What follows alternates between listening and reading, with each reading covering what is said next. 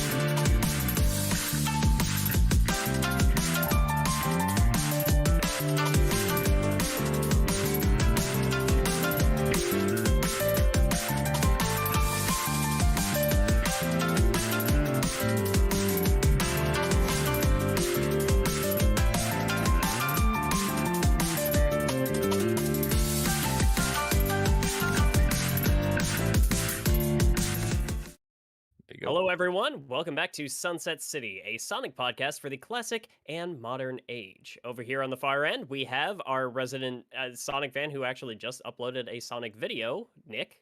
Well, hello there. Okay, no jokes to crack on that one, I guess, this time. Anyway, what? Just say hi. Do you see what I just did for all of you? 45 minutes. That's literally half of the actual video. Do you understand how many nights I've lost just putting up the first fucking half of that stupid goddamn thing? And you want more jokes out of me? Did you not hear enough jokes? Do you want me to scream at you like I did Eggman, Wayne? Am I funny for you now? Am I dancing enough? Am I a good enough clown for you, Wayne? Is that better? Are you not entertained? Oh, yeah, that's what I was going for. Yeah, you're right. Over on the other end of the table, we have the parent that doesn't make me scared. Are you? Wait. I'm the one that doesn't make you scared, and I'm the one that just did a 16-day marathon of insanity? Well, that's why you're mommy milkers, and that's why I'm daddy. God damn it! It's Suris. The punchline is it's Suris. Oh, okay. Okay, I see how it is. Thanks, Wayne. I love you too. And I'm Wayne. How are we doing today, guys? We're doing okay. Just so everybody knows what's going on right now, while you see a gravestone for Pup, we think he's just caught in class right now. We pushed back our initial times because we usually start 9 in the morning my time, but just because of school scheduling. So he's just a busy boy. He'll be with us at some point a little bit later. Yeah. So that's why he's gone. And Sony, thank you for the super chat. Like we do every week, and we've been doing for the last few weeks, we do those at the end of the videos now, or podcast, or however you're getting this. So thank you. So if you feel like giving us money, we'll take it, and we will read it later. So there you go.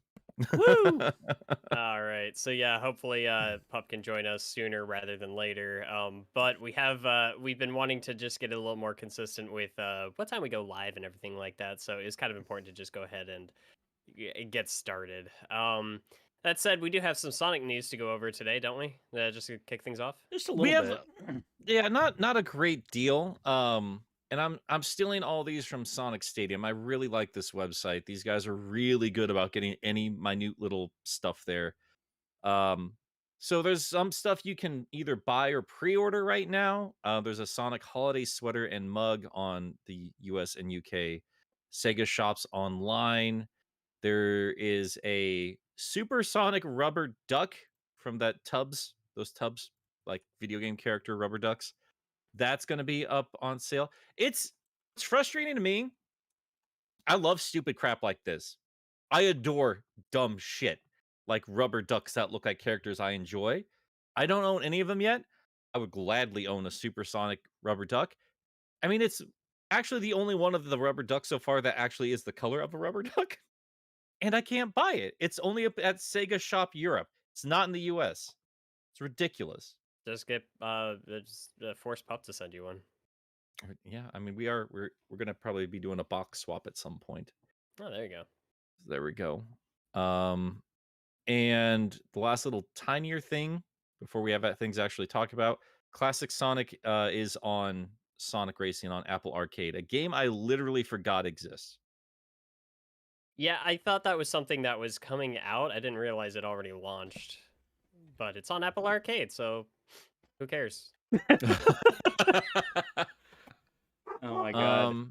It's like saying something's on Stadia only. Okay, cool. Nobody gives a shit. Yeah. Oh, I guess I won't be playing it. Have you guys read the... I'm sorry, you go ahead. I didn't mean to interrupt. It's not important. I was just gonna say, like, there's like some little JRPG that came out for Apple Arcade, and it looks gorgeous, and like all the environments are actually made of like pre-rendered areas made from like miniatures, like a little mini train set almost. Mm-hmm. And it's adorable. Apple Arcade exclusive. As you do. As you do. Boy. I mean, there's really not too much other news. There's some boring stuff with Sega and Microsoft we'll get into in a little bit here that will lead into a more interesting conversation. Truth be told, I am stalling a little bit because I do want Pup's opinion on a lot of stuff we're talking about later today. The only other thing, and again, I wish Pup was here for it because I feel like he would be the best commentary for this. This weird little bit of news where Idris Elba's Knuckles isn't going to be sexy for Sonic 2. He thinks that, but he doesn't know the Sonic community very well then. Yeah, I was gonna say that's just silly because that's also impossible. from Idris Elba. I mean, that office clip that was swapped around. It may not be intentionally sexy. It's just what he does, though. Yeah, it's Idris Elba. Just honestly, I cannot say contractually, I cannot say anything, but I wouldn't say he was sexy. I don't think I'm going for that. That's for sure. That was the quote everyone's been looking at for Screen Rant. I think it's just a fun thing. But it's like, if it's literally just, I'm not going for sexy. Okay, cool. That's fine. Nobody is going to hold you up on that. You don't have to go for it, is what a lot of people have been saying. Idris, just like you're making a joke. I'm going to overanalyze that and just really pick that apart. That's actually thoughts about that later. That's actually a Knuckles thing to do too. Not gonna lie. No, Sonic, like, seriously, why is that funny? Sonic, please explain to me. I don't understand why this joke about my tribe is funny. Please. I need context. Oh god. I feel like Pup is gonna jump in once he's done with class. He's just gonna catch up and start screaming all of his reactions to everything we're talking about. I hope he does that. That would make me very happy. So you hope he comes in like on a Tom Topics video. That was a really funny cameo. That was a great cameo. It really was. I loved how that was animated. That was a great video. I got up on that. I've not seen it. I got to the point where I was just like, okay, no, we're just gonna watch it on stream. I need to see this. So I did the same thing I did when we were watching the guy who was drinking ball snake. No, you send people over that way to give them the numbers. Yeah, just like, hey, we're gonna watch this live, but because we're watching this live, just everybody go subscribe to Tom. That would be a great promo.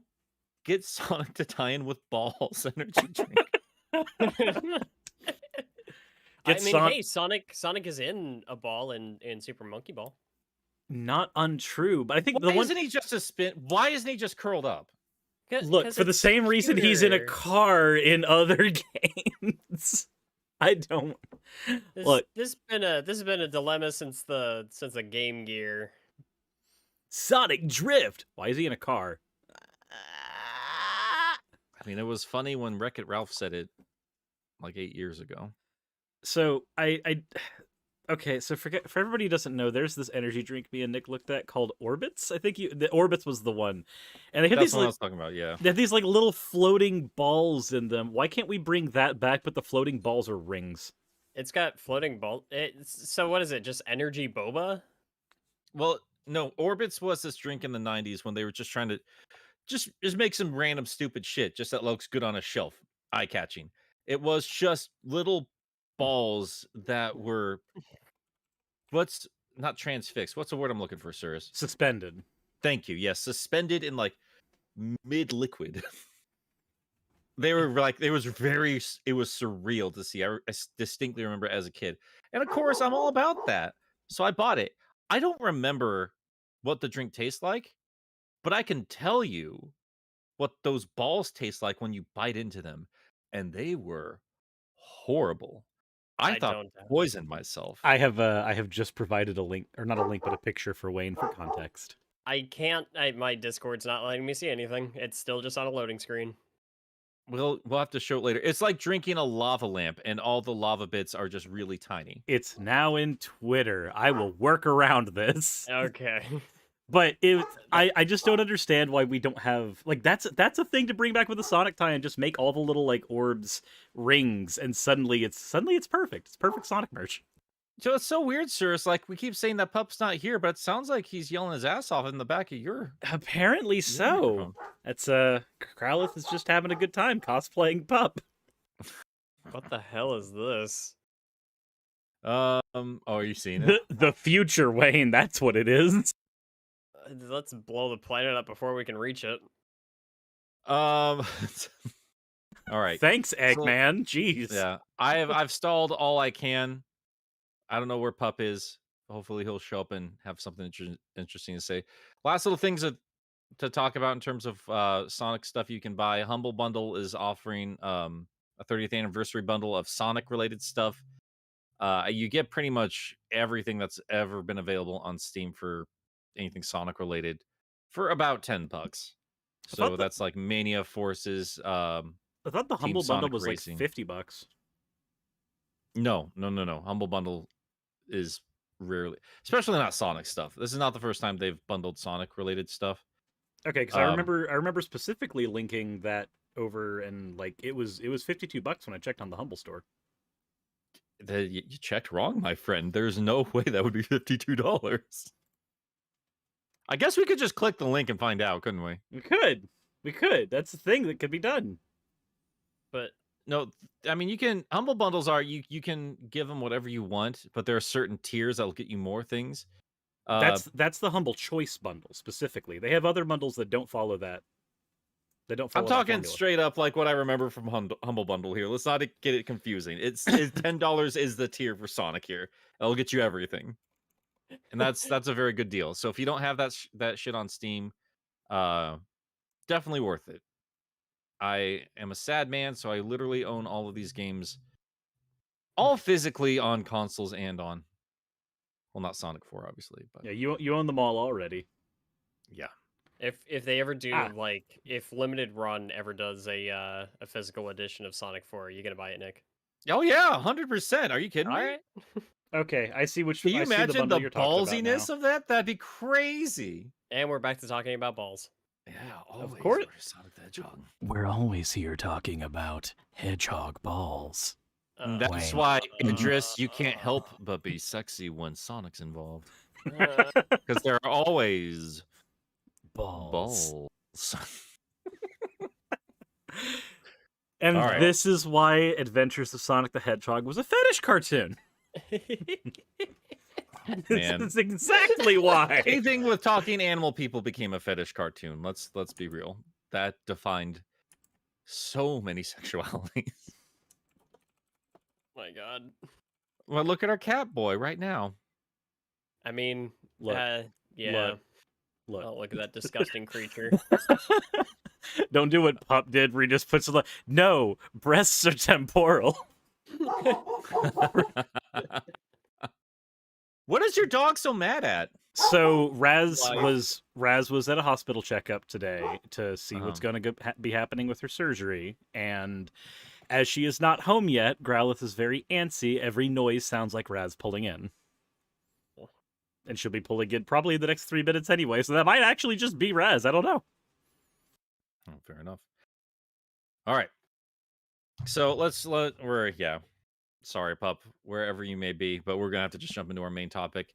So what kind of kicked off this particular topic, and this is something me and Suris have discussed like plenty. Like it got to a point where I was like, all right, we need to wait for the show to really get into this. I think we did this on stream too at some point, didn't we? I think we probably did, and it was this and the stuff about Metroid Dread where we had to just be like, nah, we're just not talking about this right now. Yeah. We just want to wait till we could talk on the show here. So the last bit of news here that here we go. Wait, I thought we agreed we do this 1 hour later. You did get the time zone wrong, yes. Yeah, sorry, Pup. Because this is already an hour and a half later than we used to do it.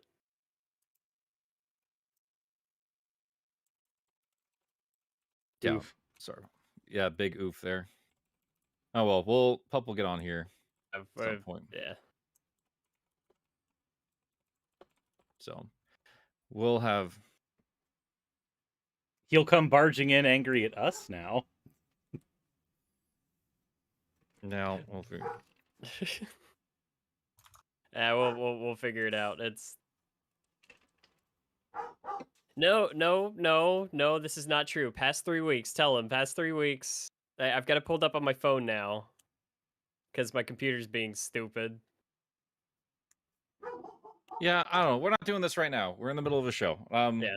I'm sorry for the misunderstanding, Pup. So there we go. I don't know. One of you guys can type. So oh my God, he's right. Did we just get screwed by?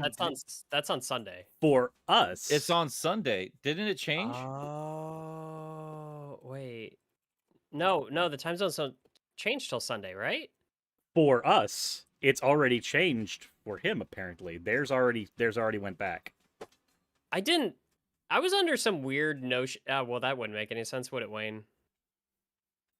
I was under some weird notion that America was the only stupid country that did the daylight saving shit, but that wouldn't make any sense. So that explains it. So I apologize to everybody We who got was cut listening by to us. daylight savings. Yeah, so we were talking with Puck because he hopped in the chat just now. Yeah, so I guess UK daylight saving starts a week before United States. So that's why there was a massive miscommunication there. So there we go. What the butts are we talking about? We were talking about the possibility of a different company purchasing Sega and or Sonic. Yep. And yeah. So before we get into that, let's get to the boring stuff here. So what inspired that conversation? Sega and Microsoft, and I'm reading from Hey, what's up, everybody? Daylight savings times, am I right? I thought the worst human invention. The world. I'm so sorry, Papa. I was like, he must have the longest lecture. We can't keep waiting. I don't know what else to do. No need to apologize. Yeah, no, I was wondering what was good. Like, I was like, wait a minute, because it's only 5:57 over here, and in UK time we usually start at 6:30. And yeah, our clocks went back on, I think, Halloween. Yeah, ours go back on the 6th. That's so weird. During the lecture, though, I was making a poster for the podcast. A little Sonic Heroes inspired Sunset City poster. So I'll send you guys that later. Do you want to tell them what else you've been working on before we get into the major topic? Shit. So okay, I don't actually know what is going on in this episode anyway. What am I supposed to tell? Am I supposed to We've not gotten into the main topic right now. We've just been rambling about like stupid shit you can buy. We've been stalling so you can get in. We've been doing our best. I'm so sorry. I'm so sorry. No, not your fault, man. This is a massive miscommunication because countries are stupid. I assumed the whole world agreed to a time when the clocks went back. Yes, okay. Nobody, Pup, please put the skull mask on. This is less creepy. Wait, hang on. Wait, I'm not even looking at the stream right now. I can't even see what chats are going on. Let me open up Chrome. Oh my god. It's You the guys- you well, guys Webster says wanna- you're super quiet. I can hear you fine. I got him.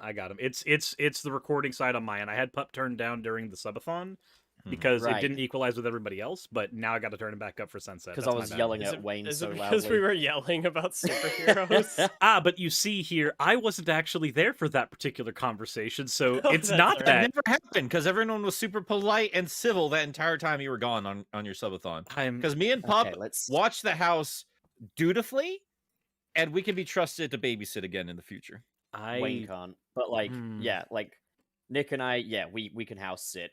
Okay, let's see. All right, so yeah, so you want me to tell him what I've been up to in regards to Sunset City then, or? Yes. Yeah, I'm gonna read another one of the. I'm sorry, like I know we're not doing super chats, but like some of these people reacted to you, and here's just the best. AKA Shonen Pup literally came in like an anime protagonist, and that is awesome. Wait, does that mean Pup All is right. the Goku of this group? He's just dead for a bit. Then he just comes back. He goes, "Okay, guys, it's time for me to lose my friends to Frieza." Oh, that's Suris, kind you of Wayne's haven't- thing. Wayne Suris, had you to, like haven't- the epic return. You haven't put in the Studiopolis background for the train, so it can move. Send me the. Oh, It's Thanks. on the Google Drive. If you go into Visual Assets, thanks, you can. Chip. We're Jesus. all having such a. This is Okay. This is standard. This is a Sunset City episode. is It what wouldn't this be is. Sunset City if it wasn't this fun. Hey guys, check the Discord chat. You want to see the poster I made? All right. I'll send it all right. over. That's It's a look out inspired my phone by because my a PC's piece being of weird. Sonic Heroes promo art. Oh my god, this fucking bug is a fly in here. Oh, that is amazing. I like That's that. amazing. Oh shit! That's super adorable. Thanks, man. Dead. Hold on, I'm gonna drop that here for everybody to see on the stream as well while I'm finding the Studiopolis background. Guys, I can't hold back Wayne, any longer. I have to dead. talk about another ball. Do it. Do you know what? It's now that Halloween is over, that means that Christmas is just running loose all over the place. Hold on, it's Blue Jin fireworks everywhere day. with jolly spirit. It's fireworks day in the UK today. I can see out my window people are having fireworks. Do you guys know the origins of Fireworks Day? I don't think so. I No. don't think, no. So basically, on the 5th of November in, I don't know, some fucking year in the past, some dude called Guy Fawkes Fawkes, yeah. attempted to burn down the Oh, House yeah, of yeah. Parliament to kill the government. And every 5th of November, we have fireworks and burn a little pinata of his body on a bonfire. But I think modern generations are rethinking burning his body on a bonfire because we all want to burn down the government now. So, yeah. It Overthrow sounds the government, everybody. familiar. Wasn't there a movie with kind of a similar premise? Yes, the you're thinking of V for Vendetta. Oh, I've not seen that. I've heard good things. But yeah. I was thinking Guy Fawkes. Oh, okay. So that's actually based. That was based on a comic book. So the comic book was like a heightened reality version of those events. Yep. Yep, basically. Oh, So interesting. my message for my British viewers is the revolution begins soon. Get ready to burn it down. Yeah! You've been storing that up for a while. I've been waiting forever to hit the ball, man. What's going? Okay, what's this ball thing that you're doing? Like- Terry's chocolate orange. Oh, I love those. They're amazing. They're the quintessential Christmas treat. I could not find, dude. Like, I saw them in Walmart this morning. I have been holding it this whole time during the premiere. I don't know why I waited. And then the show started, and I was like, I would like some Cherry's chocolate orange. And then we just kept talking, and I had to do it.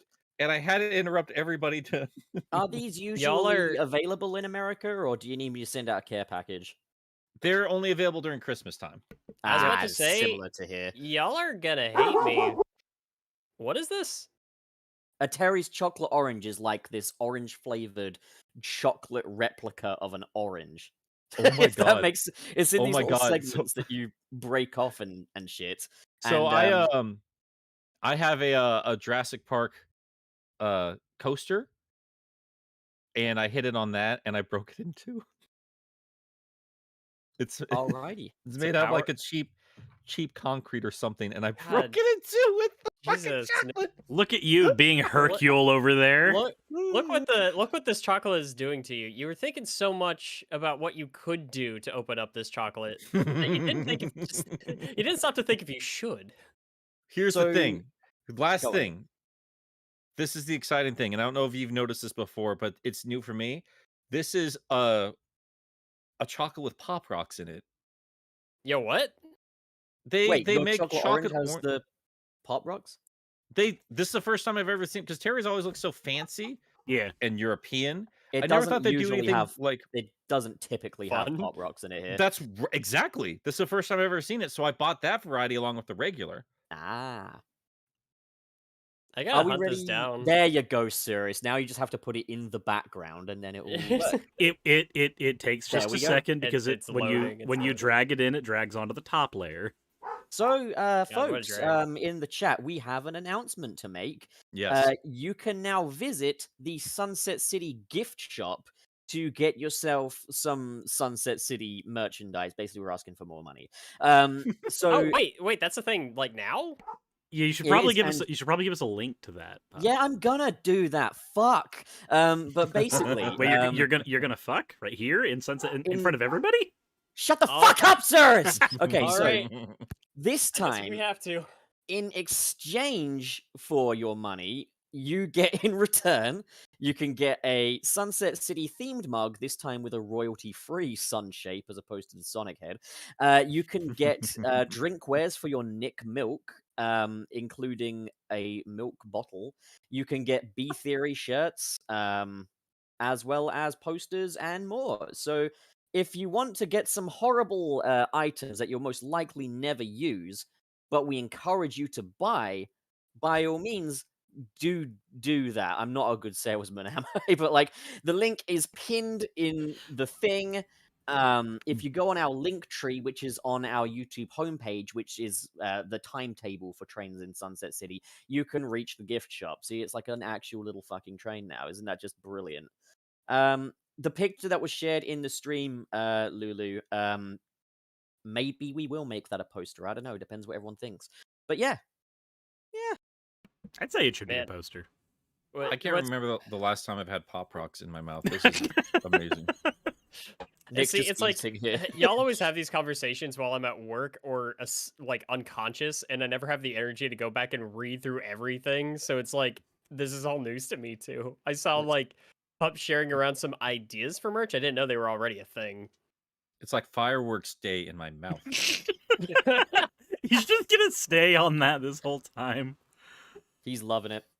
Yeah, Yeah. I will make that poster available for purchase if you guys want to buy that too. So That sounds awesome. So anybody who's listening to this, that is sunset-city-gift-shop.creator-spring.com. So lots of dashes.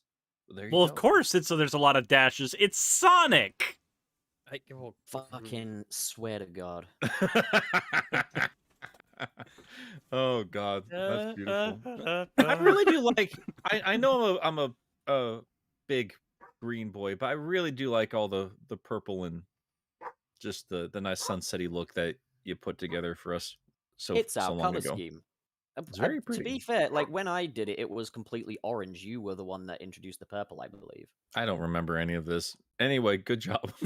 It's because orange is my color, and I would have had to break somebody's legs. Yeah. We were originally going for kind of a retirement home kind of vibe for the visual. Like where Whoa. Wayne, Oh, for- like you mean where for Nick. Wayne needs to go. We're just making a lot remember- of jokes about Nick. It's sun is setting. No, just the on this whole Sonic evolution. fan. The evolution of this whole endeavor is like, I remember when Nick was pitching it to us as everyone's one-stop shop for serious Sonic discussion, and well, we basically took that concept and took it behind a back alley, and well, Sunsetted that idea. Yep. yeah, the We the did. sunset on that fucking idea. We sunsetted that city.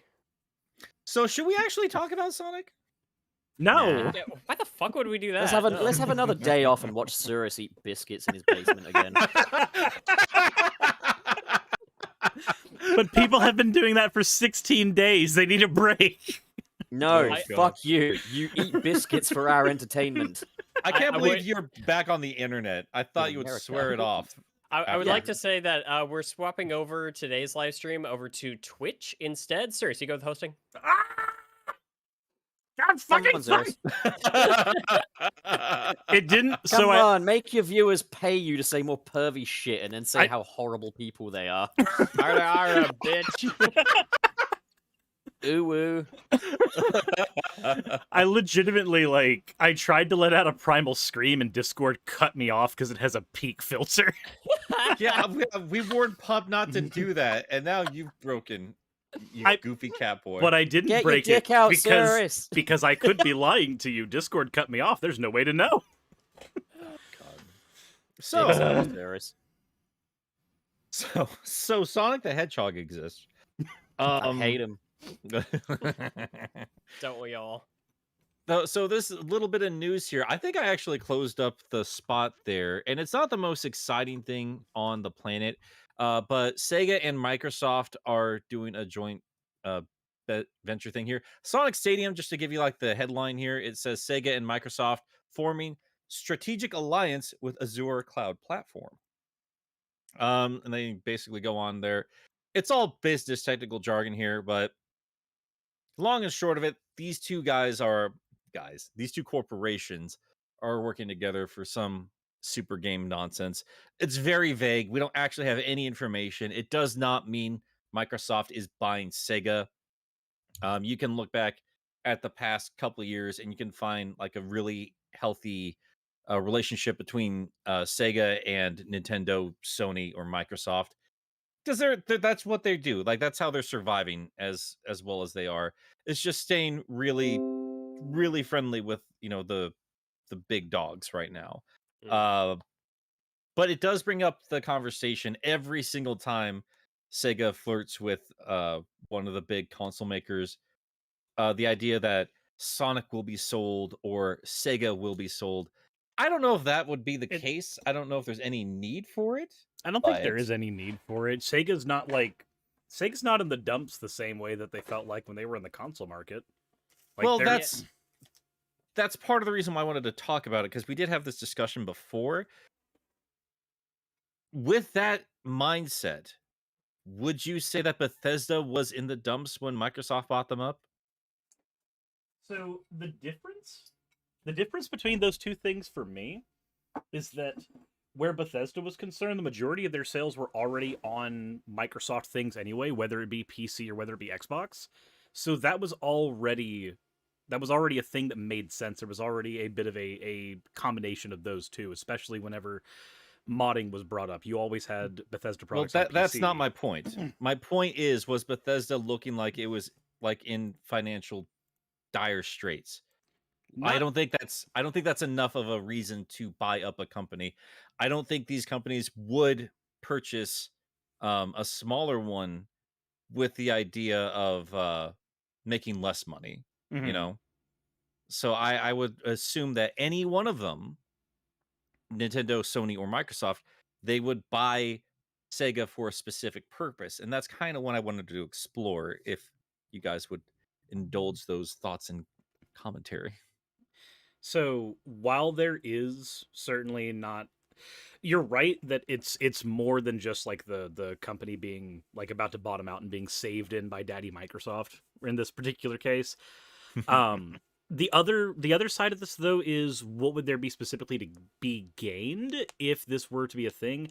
I just like how Sega has had exclusive partnerships with Nintendo in the past.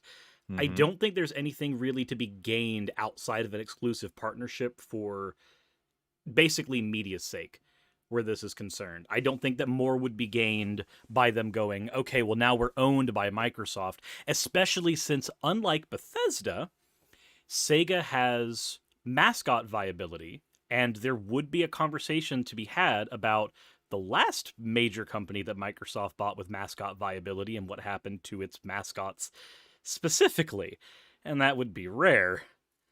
And that probably wouldn't be a fun conversation to have, so it's better to just do the...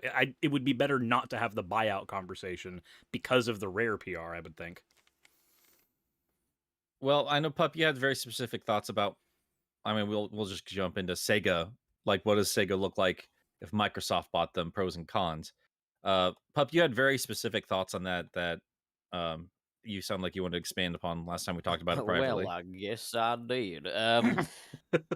So, from what I understand, I basically, in other words, I saw a comment on Facebook about it. Basically, this enables Sega to utilize one of Microsoft's studios. I don't know what exactly it is, but it allows them to use some of their resources.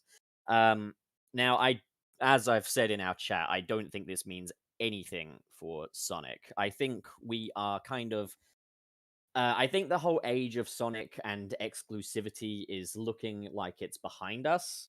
Thank fuck. Because like especially when you factor in how the last Nintendo exclusivity deal went, it didn't do what Sega wanted it to, and I think Sega their focus over the past decade or so has been to put Sonic everywhere. They want him to be this giant multimedia thing that everybody has access to, whether you're into TV, whether you're into books, whether you're into games, whether you're into pornography. They've made sure that Sonic is everywhere you can possibly find him. So I feel like having Sonic become an exclusive to Xbox would kind of fly in the face of that concept that Sega has been pushing for the past decade. Better yet, I think if Sonic were to become exclusive to a certain console, Xbox ain't it. Xbox is for the MLG kids, for the people that just want to shoot things. As I kind of said, like trying to market Sonic on the Xbox would be like trying to market the Baconator to vegans. Like, I'm not saying that Xbox Sonic players don't exist, but the Xbox's whole image and the whole general interest of Xbox players really doesn't fall in line with Sonic. I would say Sonic falls more in line. If he falls in line with anything, especially lately, it's Nintendo. Because Sonic is Mario now. But, like, Yeah, even that's the last take company I want to have control over Sonic, though. yeah, like But- even take that out of the equation though. I think Sonic, before Xbox, he would fit on PlayStation before Xbox. Like my list goes number 1 Nintendo, number 2 PlayStation, number 3 Xbox. Because like I think because PlayStation has quite a market for sort of the indie game platformer sort of genre and stuff like that. PlayStation's very much kind of kept that more alive. I think Sonic has a better chance fitting in there than with the kids that will call you racial slurs on Call of Duty Modern Warfare 2's lobby. So that's kind of my way of looking at it. But like, you know, if Microsoft wanted to say, go against the grain, then maybe Sonic would be the right thing to bring on, but I don't see how that's beneficial to Microsoft. And I don't see how it's beneficial to Sonic either to do an exclusivity thing. I think the Microsoft and Sega thing is a strictly it's gonna be for a specific project, and if that, that will be Microsoft exclusive. Maybe it won't even be Microsoft exclusive. It's just going to be Maybe for a they're just- Yakuza game, and then it'll be done. Yeah, I mean, Yakuza fits in better than Sonic. Like, It does. It does. I'm just imagining Sonic just rocking up to like a cartel meeting where everyone has guns and stuff, and he's just in there, just chilling out. All right. Wayne, do you have anything specifically you wanted to say about Microsoft and Sega before I get into my long-winded thoughts on it? So I actually agree with Pup on a bit of that, especially when it comes to if he had to go to another like one of these larger companies, PlayStation would be my preferred pick, and uh, man, Nintendo, like I said, that would be my last choice. I love Nintendo, but they've been pissing me off lately, and it feels like the most common stories that we see about Nintendo these days are about how they're fucking up. And it's like their games are good, yes, but the Sonic franchise and the Sonic community was always about more than that. And I think something that's kept this franchise alive is what keeps it going outside of the games themselves. The core gameplay is always going to be most important within their own, like, products, but as far as the character, the franchise, the recognizability of like all of these of this entire IP, that's all been through the fan games, that's been through the artwork, that's been through the comics, that's been through all of these fan creations and stuff like that. You give that over to Nintendo, and that part of the fan base dies. Oh, 100%. I don't Yeah. think it means ownership, though. I think it means more of an exclusivity deal. Even still, I feel like if they had like a full-on exclusivity deal, I feel like Nintendo would be the first ones to crack down on that harder because they're just, God, they're just so stuck in their ways when it comes to, them being the only ones that can utilize their properties. And it extends beyond just like fans using their IP for fan games and stuff like that. It even goes into something like you hear in interviews all the time is these developers will have these big ideas for games based off Nintendo IP, even working under Nintendo's umbrella, and then someone at Nintendo saying, we might have our own ideas for that at some point in the future, so we're going to say you can't do this, and then we're never going to do anything with it. I'm looking at the retro-developed Chic game that never came to be. It's stuff like that. I do not want Nintendo to be in charge of Sonic ever. Well, before we get to Nintendo specifically, let's tackle these guys one at a time. I'm in complete and opposite disagreement with all of you guys on this one. Okay. I think Microsoft is, if any of them had to buy Sega, I would want Microsoft to be the ones that did it. There are negatives, and I think you guys are definitely right in that concern, but I think there's a very different conversation when it comes to a Microsoft that's run by Don Matrick, the guy who was in charge when Rare was bought up when Xbox One initially launched, and current head of Microsoft, Phil Spencer, which is a vastly different company nowadays. Today's Xbox is way, way, way more expansive than it was before. It wasn't trying to focus specifically on Halo and Call of Duty and everything like that. This Xbox looks like it's aggressively trying to expand in a very different way from what Sony and Nintendo are trying to do. They are they're very future focused in terms of how video games are going to be distributed in the future. Nintendo's very much caught in their ways. Sony's very much caught in their ways. Sony's trying to be the pristine, like AAA cinematic experience for video games right now, which is really cool. And we get some amazing AAA experiences from that. In turn, though, I think we're seeing less and less creative output from that. Xbox, on the other hand, you're not getting your Last of Us. You're not getting God of War. You're not getting Spider-Man. You're not getting like the tippy cream of the crop gaming experiences anymore, but you are still getting great experiences. And with Game Pass involved, you're getting a lot more expansive experiences. I see an Xbox that's trying to be very much also the Halo experience, but also like we're trying to be everything else. Microsoft is not the type of corporation that wants to be one thing. They want to own everything. If they are lacking in something, then they want to fill that market. And I see that no more prevalent than Minecraft. They own Minecraft. Like full on flat out, they own Minecraft. You can buy that game anywhere. And True. it's all upgradable. Like it's like it doesn't matter what system you have it on. Like everything is available on any version of Minecraft, from my understanding. Maybe not like Xbox characters or Sony exclusive characters, but Microsoft understands this makes money everywhere. So it doesn't matter if you don't buy it on our Xbox systems, because that is we're going to make that money. It's still money in their pocket, yeah. And Microsoft has done, here's what's amazing about these guys, I think, is ever since the original Xbox, they have failed to make any kind of a splash in Japan, but they have never stopped trying to make that work. And I think with like stuff with like Yakuza and stuff like that, I think they would attempt to make that effort yet again. Like we're going to try to grab all markets here. We have the strongest market in the West, and they understand that. And I think Bethesda helps further emphasize that part of the brand. But I also think they would at least flirt with the idea of bringing in Sega. And as far as Sonic is concerned, that's where we get a little bit more nuanced and even more speculative. Would they keep on the same Sonic team staff?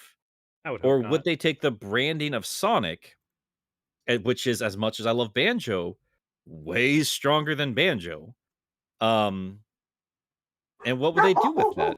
Would they have more Western people like come in and take over the franchise?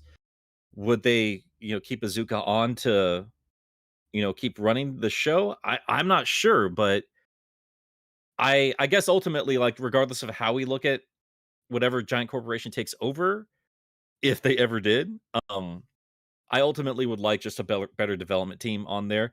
And I guess I would be concerned overall. Like, I would prefer Sega stays as they were and just made better games for Sonic. But gun to head, if we had to pick any of the three of them, I think at least Microsoft has the best chance to help expand out that particular franchise.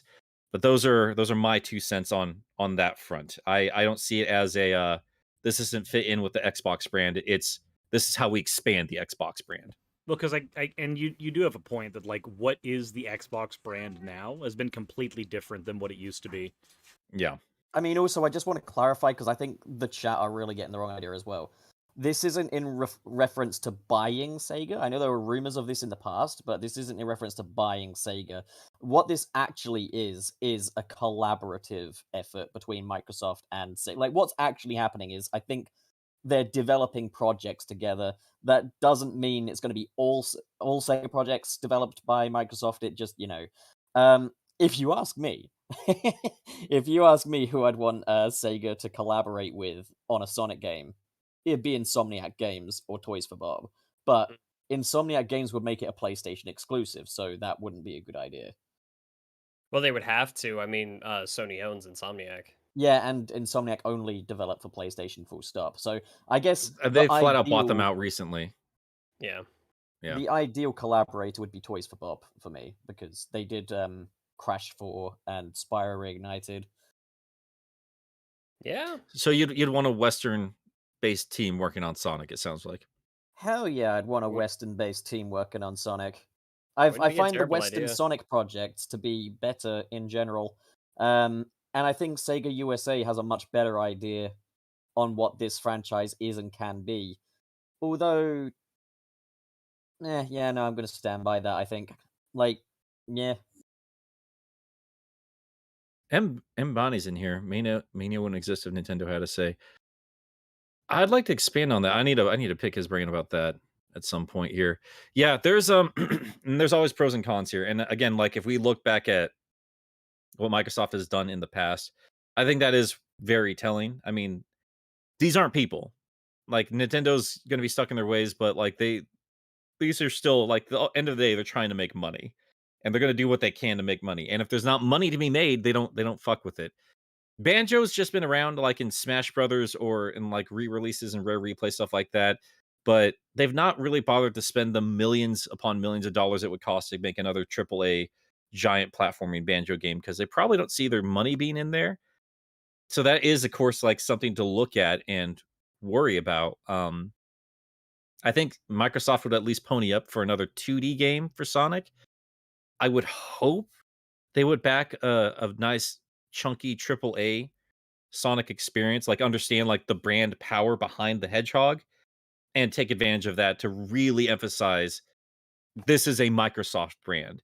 Because guarantee, regardless of anything they do with Minecraft right now, they are going to be doing that with Bethesda. No two ways around it. Like, they're going to make sure that Starfield is an Xbox brand. Outer Worlds, Xbox brand. Fallout, Xbox. They're, even if they show up on other consoles, and I don't think they're gonna do that with anything. As expansive as they're trying to be, I do think they are gonna try to hold some of the cards a little bit closer to the chest to kind of bring more people into their brand. Whether that be by an Xbox console or not, I don't know. But I'd imagine they're thinking big picture, and they would like to have you on whatever the Xbox gaming streaming service will be in the future. Because that's what it's going to come down to. Eventually, we're going to move past boxes, and it's going to be another kind of streaming service. And they want to be sure you think of them first. Yeah. There we go. Yeah, I've always wondered too when it comes to, like, although that might be a because I feel like that's a bigger discussion that's better served on another day. But I've been wondering about like physical releases, and as much as I would hate to see them go, would it be for the best sort of thing? Yes I and don't. no. It's there's pros and cons to it. Yeah. For sure. I think in terms of like how much how many resources we pour in, plastic and paper and whatnot into producing all of these. Probably cut down a bit on that on what's become one of the largest industries in the world. But again, that's a discussion that could go off into a whole nother thing. Yeah. Well, you guys want to move on to one of the different console holders, Nintendo or you guys seem like you're itching to talk Nintendo specifically, I'm upset with Nintendo. but you just got done playing Dread. Yeah, and even that's got some problems. And if we're just looking at not necessarily the game itself, but in terms of its like the way it was produced and everything, if you just look behind the curtain and see what was going on in the studios during its development, not great. Why the fuck isn't everybody like credited for their work on that when some of the like assets other people worked on are in that game and their names do not appear in the credits? Standard. I said this in my review. Standard business practice is not a fucking excuse. Like, no, if somebody worked on that, you credit them for it, and just because everybody else is doing it doesn't mean you can't become the trend center. Like, it's and then I don't know. Nintendo. We had this one game that just kind of worked out, but I don't attribute to Nintendo as a company. I attribute that to the team that worked on it, and I attribute that to Sakamoto, who's been waiting on this one project for the better part of 2 decades. And he just had some tenure in the company. If it had been anyone else, it would not have happened. If it was just this studio that came forward and was like, "Hey, we want to work on this," they never would have greenlit it. It was only because it was Sakamoto. I don't think it was because it was Nintendo as a company. Now, where the series goes from here and how they're going to continue to treat the Metroid franchise, that's yet to be seen. But if we're looking at everything else this company has been doing, between like the stupid shit with Mario 3D All Stars to the yeah, which again isn't anything new if we're really looking at it. It's just a modern version of what they've done in the past, but that's not necessarily that doesn't make it better in my eyes. Yeah. But and then we're looking at this bullshit with the Nintendo Online service, and just how shoddily and like backhanded this entire service has been.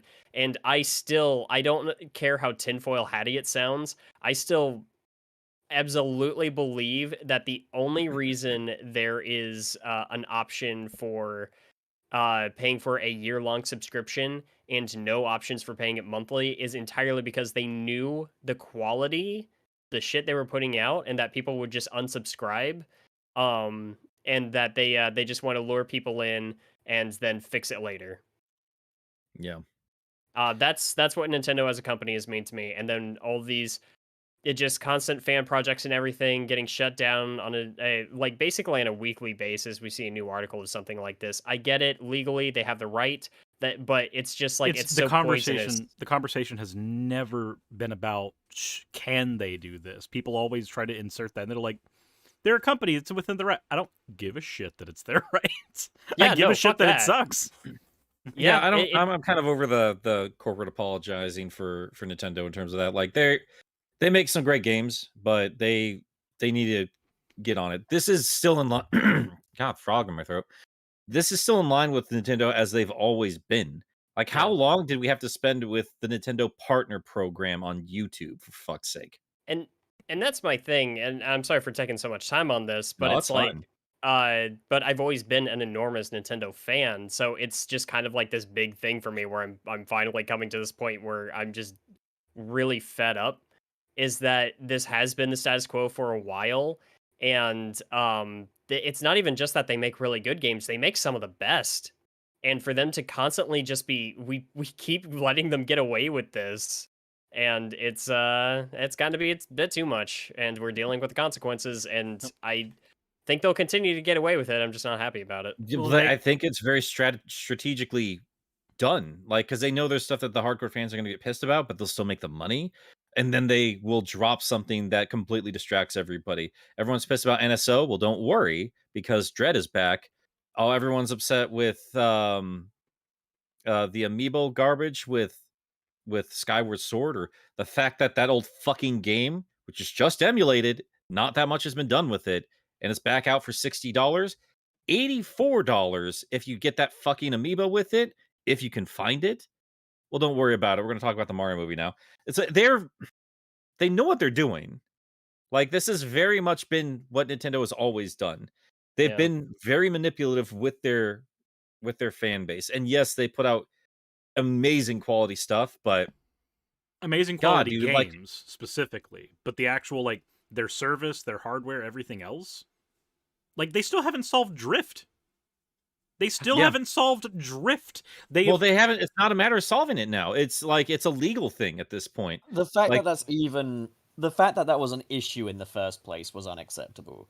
The fact it's an ongoing issue when the Switch has been out for what, 72 years now is just fucking ridiculous. And a half. I think it's acceptable in terms of like a launch system.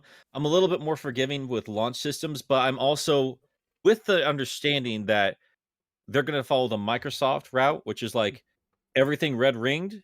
Okay, you're getting a new one for free. That cost them billions of dollars to fix that. Billions. And they still did it. I mean, they could afford to, but Nintendo can't afford to do it too. And Again, they're is- one of the biggest companies in Japan. They have the money. yeah, so it is pretty Also, disgusting. me being a Switch Lite user, I bought the Switch Lite before I knew JoyCon Drift was a thing. Oh, Every God. day I just prey upon the little Joy-Cons on there. I haven't had any drift yet. So far, so good. I've had it Yeah. for a few years now, no drift. But it's like the day I get drift, fuck, because you can't replace the Joy-Cons on that. So I think my procedure then will probably just be to get a controller and just plug it in.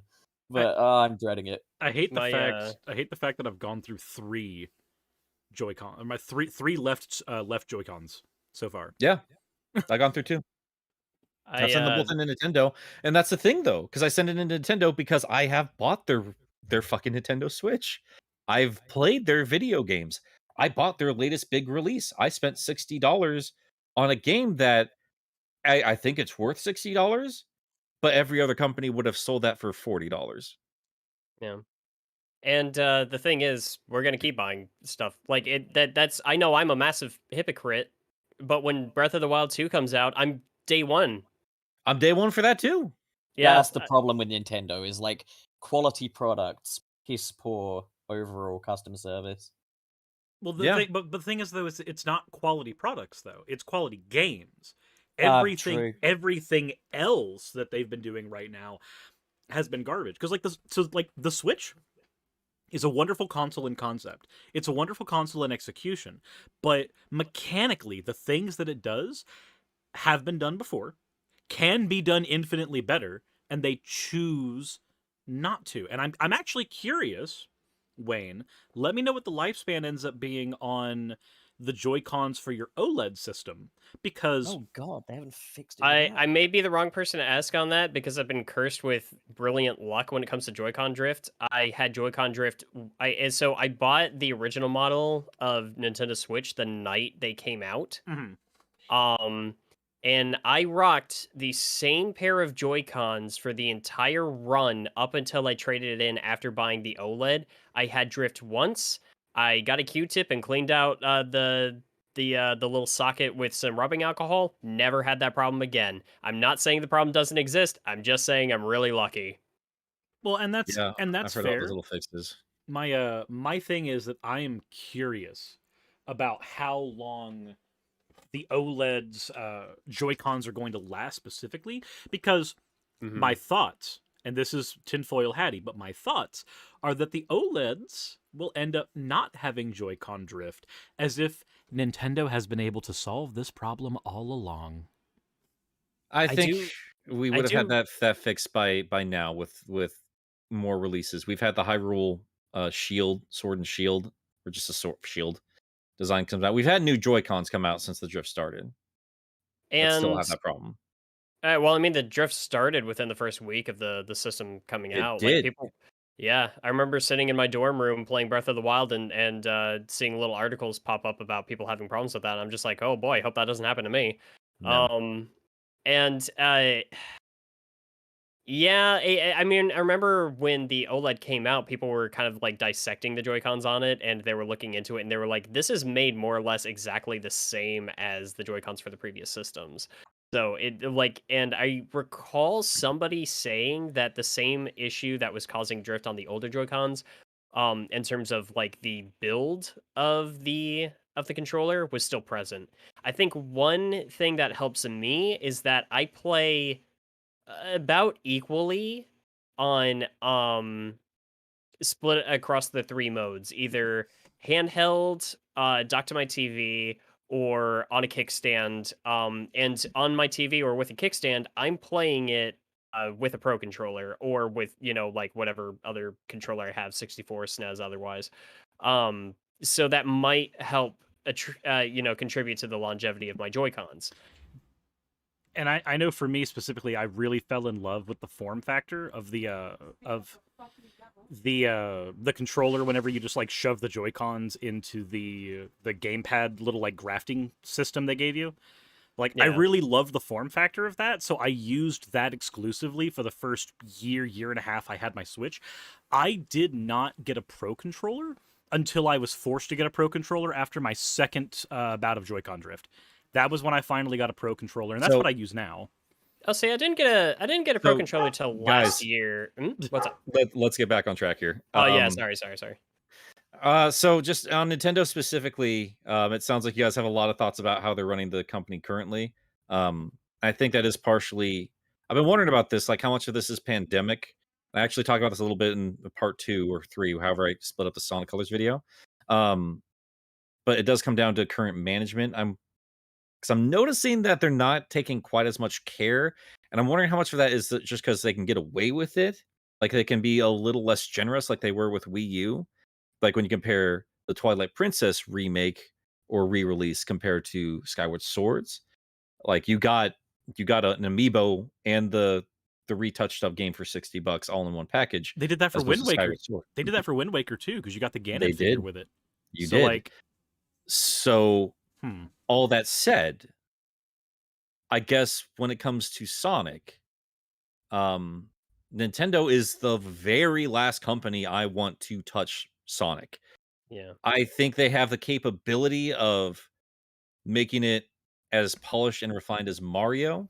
And I know that I know people are going to compare colors in Lost World. Like, well, we've had Nintendo exclusive games.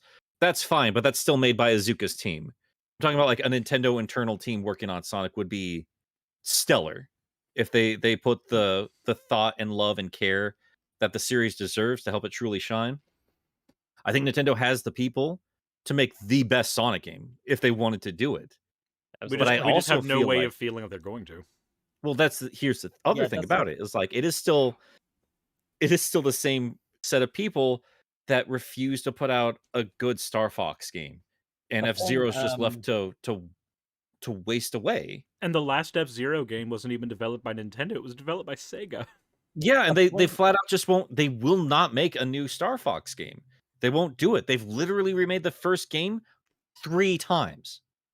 A point I just really want to stress, by the way, is when I said that Nintendo would be my number one, I was referring to likelihood, not what Yeah. I want. Like, if you Sure. ask me, Sega should remain strictly third party. They should remain their own thing, but have a rocket up their ass so they can actually make something good. Rocket Wisp.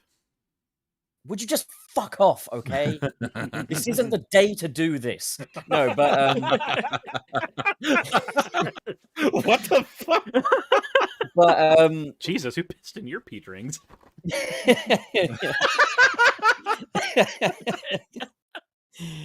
I'm just fucking with you, but like, yeah, no, there's nothing more for me to say. So can someone else please speak now? Because I so- don't like this. So I guess there's a monkey wrench I want to throw in here that we haven't considered. We've been talking about the company to buy Sega based on how they currently exist, and that was actually like the whole premise behind your point, Nick, was the way that Microsoft currently exists is different than the way it used to. The monkey Yeah. wrench that I want to throw in here is there a past version of a company that you would have wanted to buy Sega? Because personally, I think that if it were to be Nintendo, GameCube era Nintendo would have been the Nintendo I would have preferred. Picking up Sonic. I mean, a hungry Nintendo is a powerful Nintendo. There's no two ways around that. I think if I would literally hand it off to anybody in the past, because Sonic in the past was a much more viable property that everybody would have taken advantage of. Every single one of them. Nobody would let that go to waste. And I worry Nintendo would let Sonic go to waste. You go back to even early 2000s when Sega is just dying like a failure, like just the most embarrassing time in their existence as a company. Everybody want to know what was going to happen with Sonic. Everybody. So I'd have to imagine like the behind the scenes conversations were very interesting back then. I'd take any of them. Sonic on a PS, like a Sony era, like PS2 era Sony or GameCube era, or like a fresh Microsoft, like basically making a Dreamcast 2. Dude, with a fresh Microsoft, we got things like Munch's Odyssey and the Conker's Bad Fur Day remake out of that. And say what you will about the multiplayer in the Conker's Bad Fur Day remake, the actual core game itself was a vast improvement over the N64 original. What are you talking about? The multiplayer was like the selling point of the remake. Well, yes. What I'm saying is that with the... So, my opinion is that the multiplayer in the Nintendo version is superior to the one in the remake, but the single player in the remake is superior to the version on the N64. That's my point. You're saying the N64 multiplayer for Conker is better than the Xbox version? Yes. I vehemently disagree with you. I've never played it. You know what I reckon? That's a different conversation, though. My point is that like we got stuff like that out of that early version of the Xbox, and I would have liked to see what we would have gotten out of Sonic with that same type of love and care that were given to those storied characters. Yeah, I think that's all. At the end of the day, that's all we're hoping for. You know, I'm gonna set off the group chat. Well, not the group chat, but the live chat, and I'm gonna say something that's gonna upset everyone. But I want Big Red Button to have another go with Sonic. I want them to get a second. I want him to get a second chance, because Big Red Button weren't really the issue with Sonic Boom Rise of Lyrics. I don't think there's anything wrong with that. No, man. Take. I absolutely agree with you. They had no idea that they were developing a CryEngine game on the Wii U of all fucking things. I will say this. It does boil down to mismanagement from Sega. I do think there's still, like, on paper, the idea behind Sonic Boom Rise of Lyric as a concept was a bit, like, fucked, just simply based on the fact there's not a combination of speed and platforming. But I think if they were just given a brief to make a fully 3D Sonic platforming game, I would like to see them get a better chance, knock it out of the park, and get a good reputation among Sonic fans. Because there's nothing quite like a redemption story, and it's really not them that actually need the redemption in this case. I was going to ask, though, does Big Red Button still exist? And if so, what have they worked on since? They still exist, and I'm just on their website now. No, I'm not. I clicked off of it. Shit. Let me. You have to hit the big red button, pup. No, Nick. Those are the mutually assured destruction nuclear launch codes. Don't do that. You're just chose not to work with these idiots. That'll put Sonic on Nintendo hardware, and it will cause cats and dogs. Okay, right, That's boys. hysteria. I'm going on their show reel. I'm on their homepage. So the top of their show reel is the Arc Slinger, which appears to be a VR sort of shooter. The second one down is Sonic Boom Rise of Lyric. I'm surprised they even have that on their show reel. They All might things not have much of considered. anything else, yeah. The Divergent series Allegiant Virtual Reality. They seem to specialize in virtual reality. Wait, Divergent has a game? What? And it's a VR game? Yeah, it does. There's Tapestry, Project Tapestry, Can't any wait to play game, any Eugenics style, the game. anywhere. There's the Vault. Okay, so what's the Vault? It's some cool stuff from their past. They've got Monsters, The Path, John Wick: The Impossible Mission. Yeah, I don't want them touching Sonic again. I'm sorry. I don't think they got what it takes. There's also just Crash want, and Burn. I want them to be given a project. It doesn't have to be Sonic. I want Big Red Button to be given a project. I think a lot of what they're working on now is because they had to move on to a different field. Who's going to pick them up after what happened with Sonic with Rise of Lyric, even though it wasn't their fault. Well, hold up. Have you seen their proof of concept trailer for Crash and Burn from 2014, which was set to be a return to Crash Bandicoot? It actually looks pretty authentic. Like, Yeah. I think this was when did the Insane Trilogy come out? About 3 years ago. Because I think this was like what they tried to do before that, and it got shelved, I believe. But that actually looks pretty good. Yeah, because like my thing, I just want them to be given a chance to make another game, something good, something fresh that lets them really stretch their legs on what they wanted to do with Sonic. In a way, I mean, I feel like their entire reputation, not only just among fans, but also probably across the industry, what kind of stuff they can develop was impacted by the poor management of Sega, and because they just couldn't leave well enough alone and had to meddle with every single step of that process. I mean, Big Red Button, this might be a little exaggerated. I kind of view them as a victim of the Sega Corporation and just They kind of like, 100% were. yeah, they were fucked over there. It's not their fault that Rise of Lyric turned out the way it was. There's another aspect to that as well, though. So hold on. Most of the issues with Rise of Lyric, a lot of people know, are performance issues. They have to do with the frame rate drops in speed sections, the fact that the Cry engine was used at all on a 3-core processor on the Wii U. We know that. Well, yes, but also if you look at the interviews and everything and just everything that they had planned for it, the entire story had to be scrapped because one day Sega just woke up and said, "Hey, yeah, no, get rid of all of that, but your deadline is still the same." That was the thing. They started working Jesus. on it as like a prequel to the Sonic series, and it was going to have completely different designs and stuff. Then out That's of why nowhere, it has time travel at all, then, right? So well, hold up. Like, yeah, out of nowhere, Sega said, actually, it now needs to tie in with this Sonic Boom cartoon, and we need you to scrap all this stuff. So they were Yeah. basically working on a completely different game altogether from the beginning. But then I think the thing that killed it completely was obviously CryEngine 4 moving over to Wii U architecture. I'm going to say this, though. If the game were technologically competent, it still wouldn't be very good, because it kind of misses the point of what Sonic gameplay is all about, which is why I kind of remain a tad hesitant. But again, I think it's all part of the brief. I think, like, if they have a brief to make a conventional Sonic game replicate what makes the Sonic games good, I think they could do that, because they did that with Crash and Burn. If you Yeah. get what I'm saying. I'm sorry to be so negative here. I do appreciate the idea of getting talented people another chance to, you know, do what they can do, because they were put in very unfair circumstances.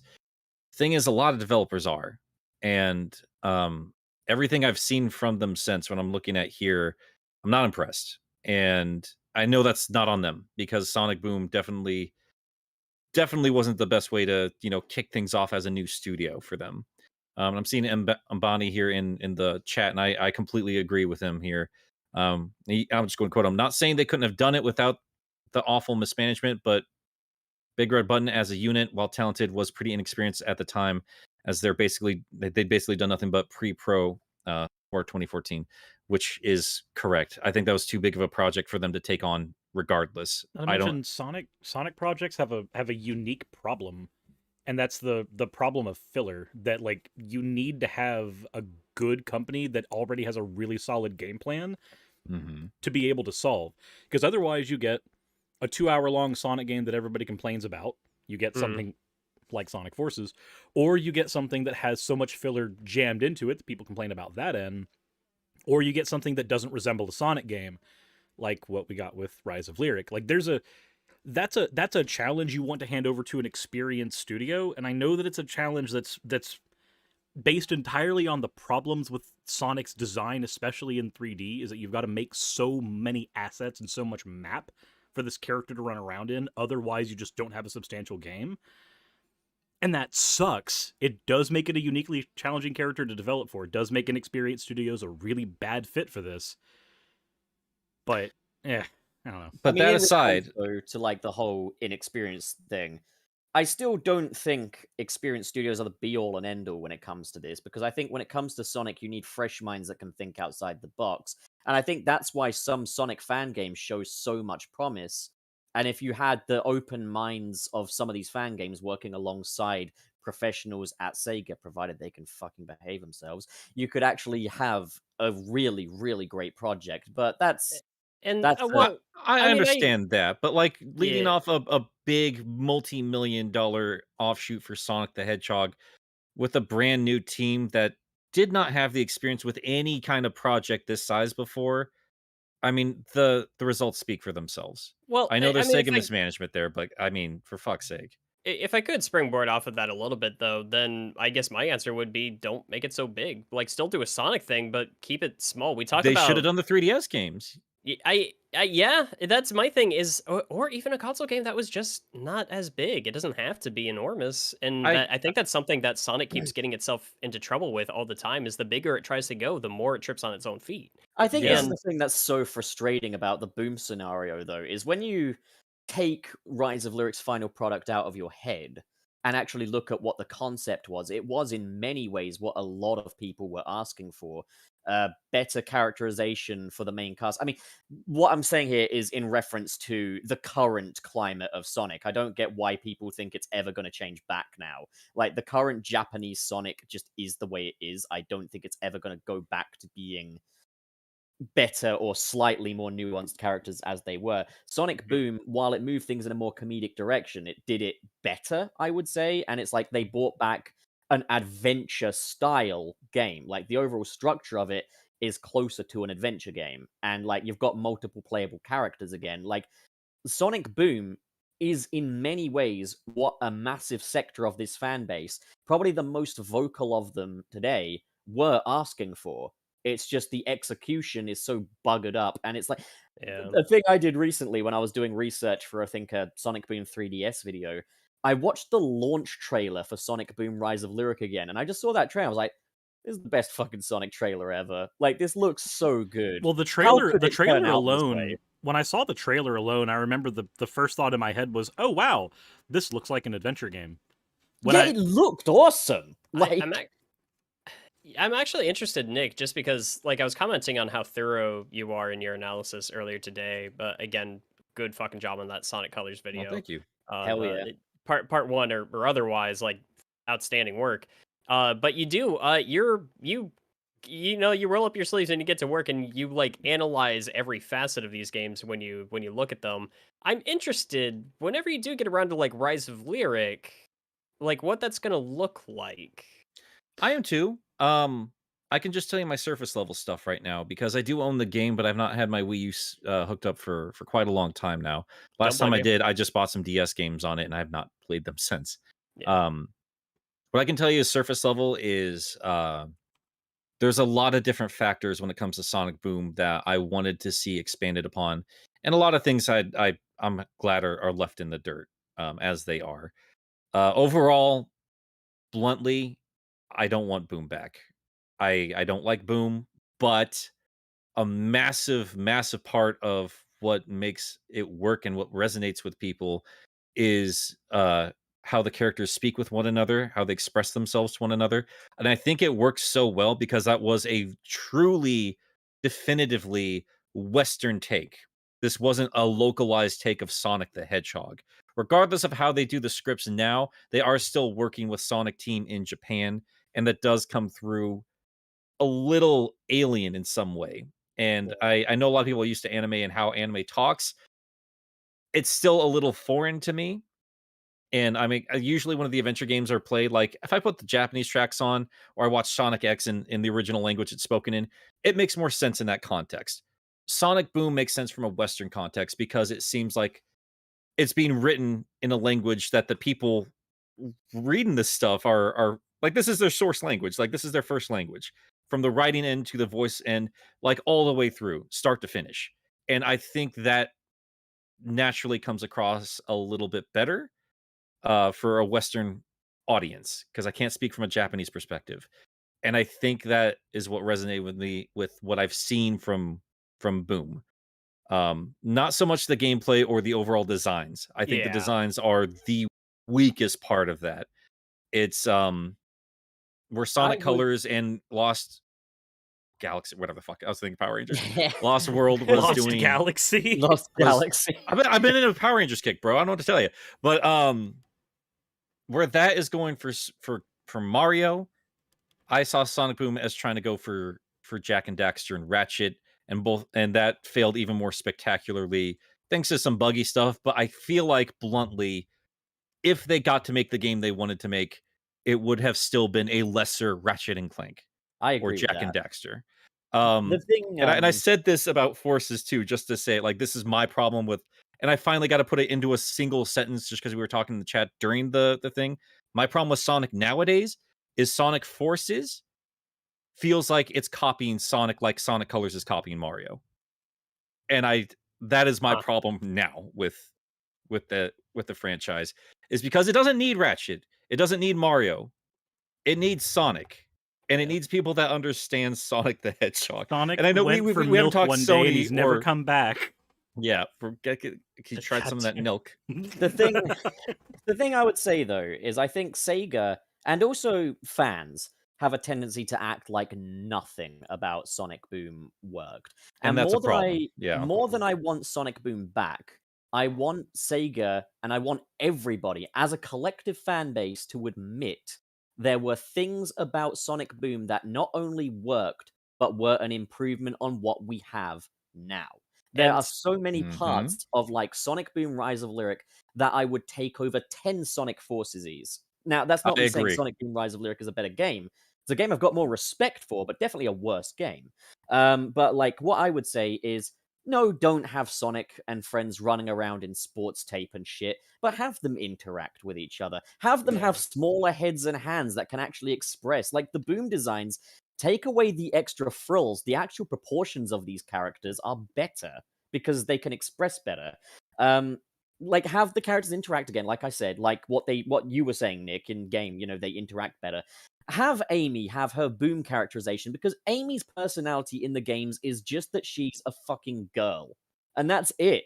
Like have her That's a lot of what IDW brought in actually for Amy. Oh have yeah. her act like the person again. Bring back Sticks. I saw Mbani say bring back Sticks. Absolutely bring back Fuck Sticks. yeah, bring back Sticks. Do you want The super well Sonic defined. franchise. Do you know what The one of my favorite things about Styx is? The fact that she was able to tame a Monster Hunter zombie dragon in the crossover. I'm sorry, I love Styx. The thing is, like, the core Sonic game franchise, how many good female characters do they actually have? They've got Blaze. And that's it. Like, Rouge was once interesting a long time ago. There was Raccoon Amy, for a second too. the thing with like the Sonic series now is I think people tend to act like changing it is this heinous thing, but look at the state of it now. Once upon a time, Sonic stories and Sonic characters, while horribly translated and localized, were interesting. They're not anymore. Like, let's look at the past 10 years of Sonic, from Forces going back to, I think, Sonic Colors. How many of those Sonic stories would you be happy to sacrifice for something else? All of them, in my case. They're all shit. They're all fucking terrible. I would take a Boom story with lots of hooks over fucking Sonic Colors, Sonic Generations, Sonic fucking Lost Valley, Sonic shit, all that crap. Sonic and Team Sonic Toucan. Racing. Look at the story there. Look at the state of the fucking dialogue. It's shit. It's crap. It's garbage. Get the Boom writers in. The fun fact is the Boom writers were Pontac and Graf in the games. How fucking crazy is that? But like, this vision of Sonic today is so fucking inadequate that I would take a second roll of the dice for the Sonic franchise that fucking died on its ass over more shit like they're currently doing. And that's like Beautifully said, man. You were holding that in for a bit. and to kind of take it back to a conversation we were having the other night, and I'm sorry for doing this, but when we talk about like how we criticize games and everything like that, I've always seen it as more of like people look at critique like it's just pointing out what didn't work, and I think that to me it just means applying critical thinking to a piece and finding the things that did work and something bad too. Being an apologist of sorts, I guess. And it's so important to just like fans get these knee-jerk reactions to certain titles and to certain games, and it's so important to go back and find the few things that worked in those, because sometimes it's some of the best stuff in later titles once it's been refined.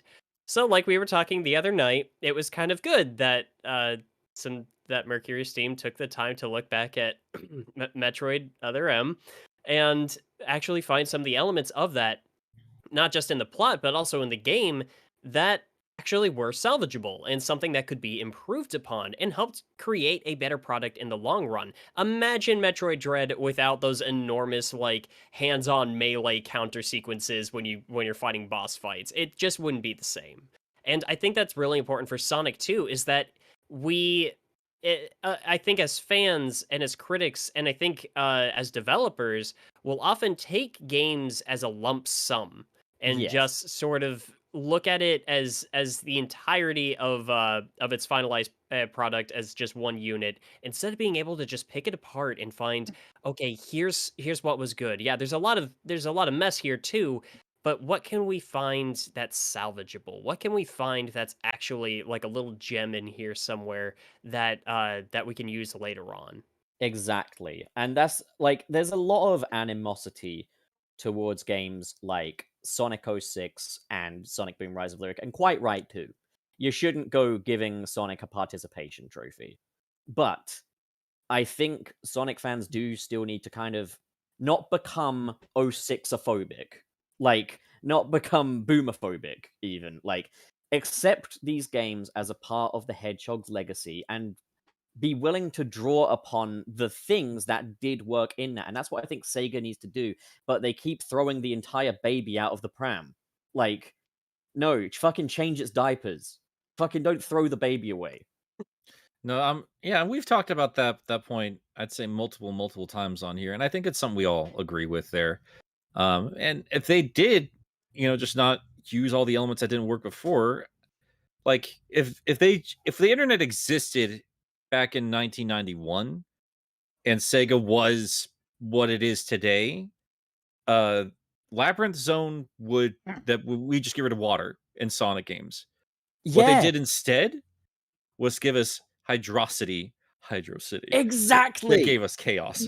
You know something I'm afraid of is that Sonic Boom, not Sonic Boom, Sonic Forces was the first Sonic game in this past decade, first mainline one, to have a devoted vocal track and to really go ham on the vocal tracks and to go back into that. Yeah, it was the de-Marioification of Sonic. Well, because like the fucking- whole thing, and I think kind of like the internal joke there was that like, hey, if you're gonna be the fan character, you're gonna get the fan soundtrack almost, is what they did kind of there, and I liked what that. I'm thinking. What I'm worried about is that going forward, because Sonic Forces wasn't received well, they're going to be like, okay, that means no vocal tracks. We're going to go back to making it feel like Mario and stuff. Because, like, all the shitty things about Sonic Forces aside, it is the de-Marioification of the Mariofied Sonic. I don't quite agree with that. I think it's a very healthy split, half and half. I think the Nintendo focused console games were very Mariofied, and that was very intentional. But you got Generations in the middle of all that there. Like Generations is Yeah, like it's the peak of their current slough guess of games. it might even just boil down to it being like Nintendo exclusives. Like Colors is obviously very Mario-y in its kind of But structure. I think your criticism about it is still something that we need to just keep a concern about. And like, I'm spoiling a little bit of my ultimate conversation too. Because even if it's not Mario, we have a team that is very obviously looking towards what works for the other big names right now, and like desperately trying to take those ideas and in turn use them for themselves, which is not unheard of for developers. Like they build off each other. Not we, I don't make video games, but they build off each other, and that's how the industry evolves. But there have been a couple times that it's been pretty blatant that we're making a Sonic that is playing Olympic Games with Mario. And yes, if any of these Sonic. if any of these leaks are true, then you're going to have a Sonic that is trying very hard to be Breath of the Wild. So It's like I think the thing. I'm not gonna blame the fans for bad games. At the end of the day, ultimately, Sega needs to, get a rocket wisp up their ass. There you go, series. But like, the thing is, the more we Sonic fans cower in our little nuclear bunkers, fearing the drop of the next 06 or the next Boom or the next Forces even, the less likely Sega is to impress us. because the more they're going to be treading on eggshells. And that's why you get games like Colors Ultimate, which are just treading on eggshells, playing things safe. Like Sonic Forces, for its pretense of ambition, is a game that treads on fucking eggshells. It's like, oh, you like boost gameplay? There you fucking go. Oh, you like your Green Hill and your chemical play? There you go, mate. Oh, don't worry, we're not gonna do a Crisis City. Don't worry about that, buddy. It's all good. We're gonna, Nah, fuck. Get your fucking show some balls, man. Like, come on. I do notice that, and we've said it like 1,000 times on other episodes, but just like, if you look at Sonic in the if you look at Sonic like pre-2010, dude was doing everything. Like, if there was one thing the franchise was, for all of its faults, it was really, really bold. And I'm not trying to do this as like a, because we've had the joke that like every generation is going to do this, where they go, well, at least Sonic took risks with forces. They're gonna end up doing that. No, like there was a point in time where Sonic legitimately took a lot of risks with his character, and was just doing a lot of different things, and not just flat out copying Sonic the Hedgehog or copying Mario. Yeah, it's the thing. No, with, like, Forces is not a risky move. Forces It's not is, at all. Forces, to be fair to it, gives the pretense of ambition. Like I said a second ago, like it's the pretense of an ambitious game. Yes. But you know why that's a step in the right direction? Sonic Lost World wasn't even pretending to be ambitious. No, it Sonic wasn't. Forces is at least pretending. So maybe in the next one they might start doing it for real. Like that's I think there's hints of it. Like I know I can argue both sides of everything here. I think there's a lot worth examining with Lost World here. So like if we're talking about not being dismissive of the boom, I think there's something to be said with Lost World as well. I do think the parkour system, and regardless if you like the art direction or not, I do think that was a very polished graphical design there. I thought that was a very pretty game, everything else considered. I also I think that parkour system, I didn't hate it the first time I played, but I started to hate it during my second playthrough. And I think it's just because like it's too sticky. I think if they just made the parkour system a little less sticky, then that game wouldn't be as frustrating. And I don't know if it really fit entirely with the level design they were going for there. It is another situation, I think Colors did this too, where Dimps is doing something like really well on the 3DS, and Sonic Team's occasionally doing stuff really well on the Wii U. And there's a weird middle ground that could have made a really good game in between there. I think that's the case with I don't know why they do this, man. Like, I really don't. It really does feel like they're trying to fix problems the other brings to the table. It's very weird.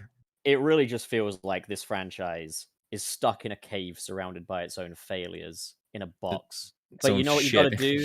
You know what you got to do, Azuka, is take that box of scraps and make Iron Man.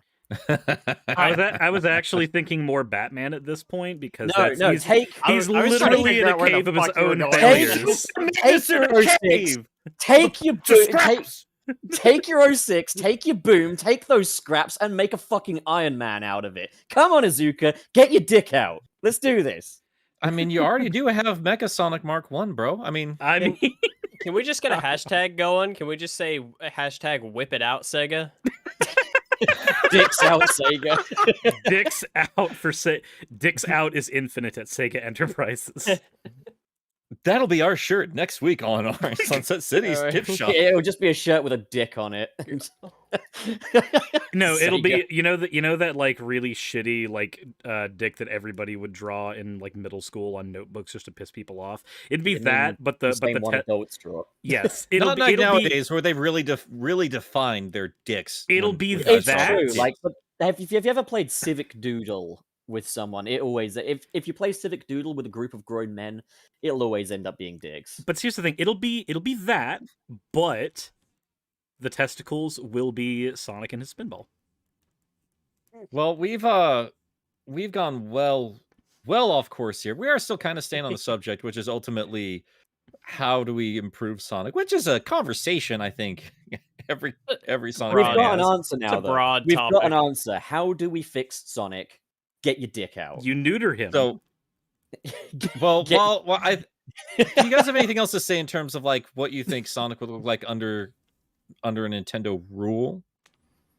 Right now, a mistake. That's about it. Yeah, I think the game would be unparalleled. I think the actual like if a Nintendo studio sat down and worked on a Sonic game, it would be some of the best we've ever seen. Yeah, However, I think everything surrounding it would be a fucking nightmare. I would like to think that Nintendo, if they were to actually work on a Sonic game, would actually put some consideration into drawing a proper distinction between Sonic and Mario. Where Sega have just been like, oh, we're making this a bit like a Nintendo game, better make it Mario. Like, I'd like to think that Nintendo would be like, nah, we gotta look at the things that make Sonic who he is and everything. And that can work. Like, you could get unparalleled results. I mean, remember the Family Guy and Simpsons crossover? That was entirely by Family Guy writers, and they did the Simpsons the best they've been done in years. So I'm just saying, like, I think you'd get a good product out of it, like Wayne says. But also, like Wayne says, fuck Nintendo. It's a very torn thing there. I have to wonder, because I know a lot of people would be worried there'd be more nostalgia pandering, which I'm all for, because the pandering they would do is good gameplay, which is what I want.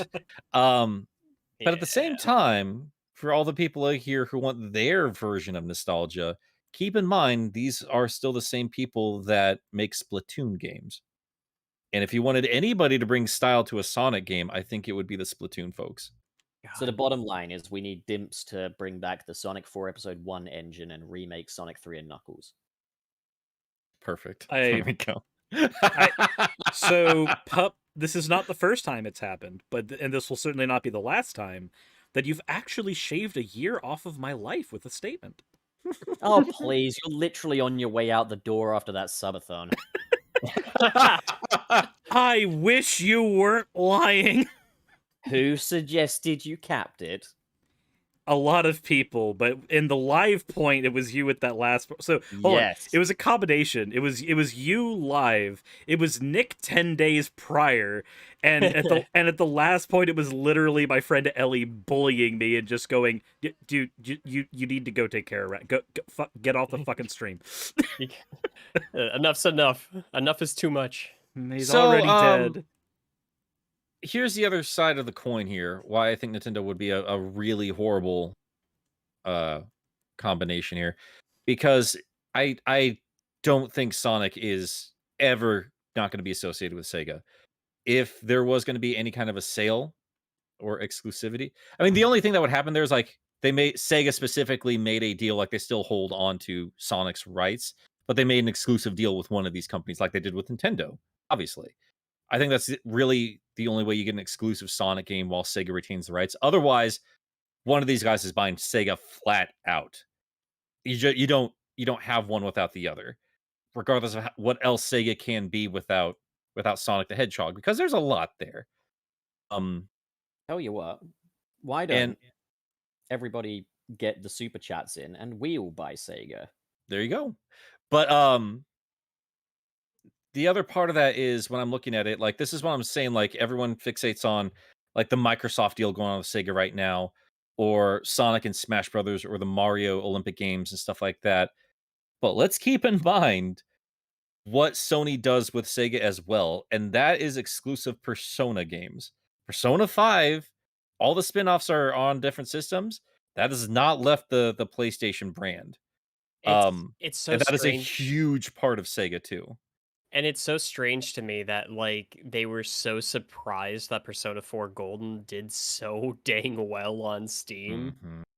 They were like, literally everybody's been asking for this, and they're like, people wanted it?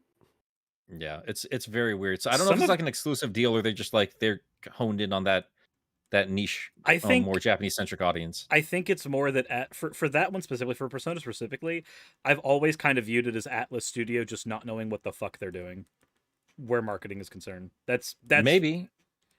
I think they're more. I don't know, man. Like, I've always seen Atlas is they stay in their lane better than most other developers, and they find massive success in it.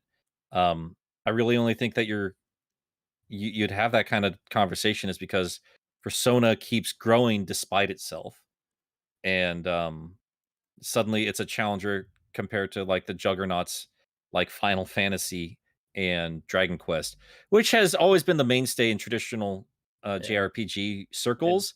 It's only until like Persona 4 did that conversation start happening, and that was on the fucking Vita of all things. And then there's this fucking like Persona ripoff SMT that's been coming. I've been hearing some buzz about.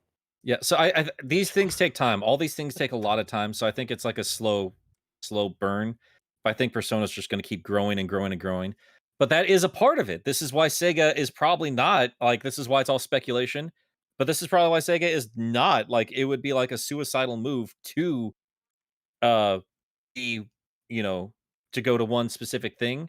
But like I would imagine Microsoft has the money and they see that potential to be like, okay, you're ours now, and we will use all of this, not just Sonic the Hedgehog. Nintendo, I don't see them doing that.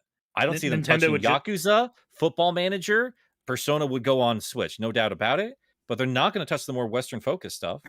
No. And that's Or the because more mature Yakuza, yeah. And that's because Nintendo has the exact same problems when it comes to like doing long game stuff, where they just get very, very focused on a handful of things and then go, "Oh shit, we didn't." Because you got this with the Wii U, you got this with the Wii. You're having it now with the Switch, where they do a lot of things really good, and then suddenly they're just doing that and not considering other avenues, and then they go from like this domineering force to being a joke for a while. It's happened repeatedly with Nintendo. Yeah. So that brings me to our final giant developer, or I just giant. We're really only talking about like the giant console holders right now. We are staying very old school in our mindsets here. But Sony, what do you think about Sony? Which, I mean, even though we consider Nintendo to be like the Sega rival, because that's kind of what they brought up there, Sony's the thing that killed Sega. Like that's the thing that took them out of the market. The PS2 console was market. the PS2 was the death bullet. No. PS1.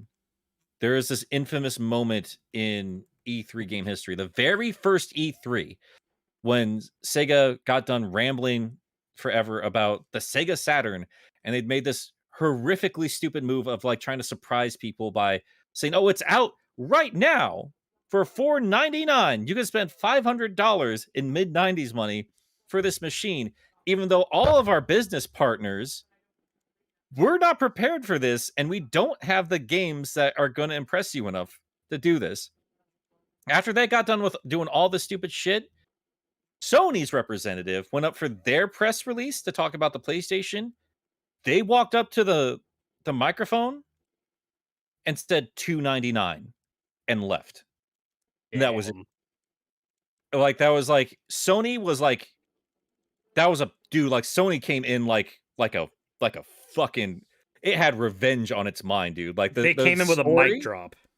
Well, the in that story case- of them like getting shafted by Nintendo, like they not only came in, Sega was just they were just on their way to go to murder Nintendo.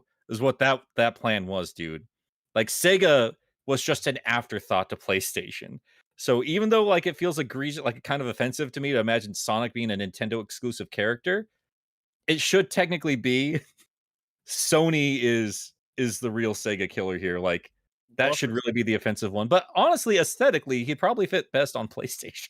If we're talking about like these big AAA companies that are running good classic 3D platformer mascot characters, Ratchet and Clank Rift Apart was excellent.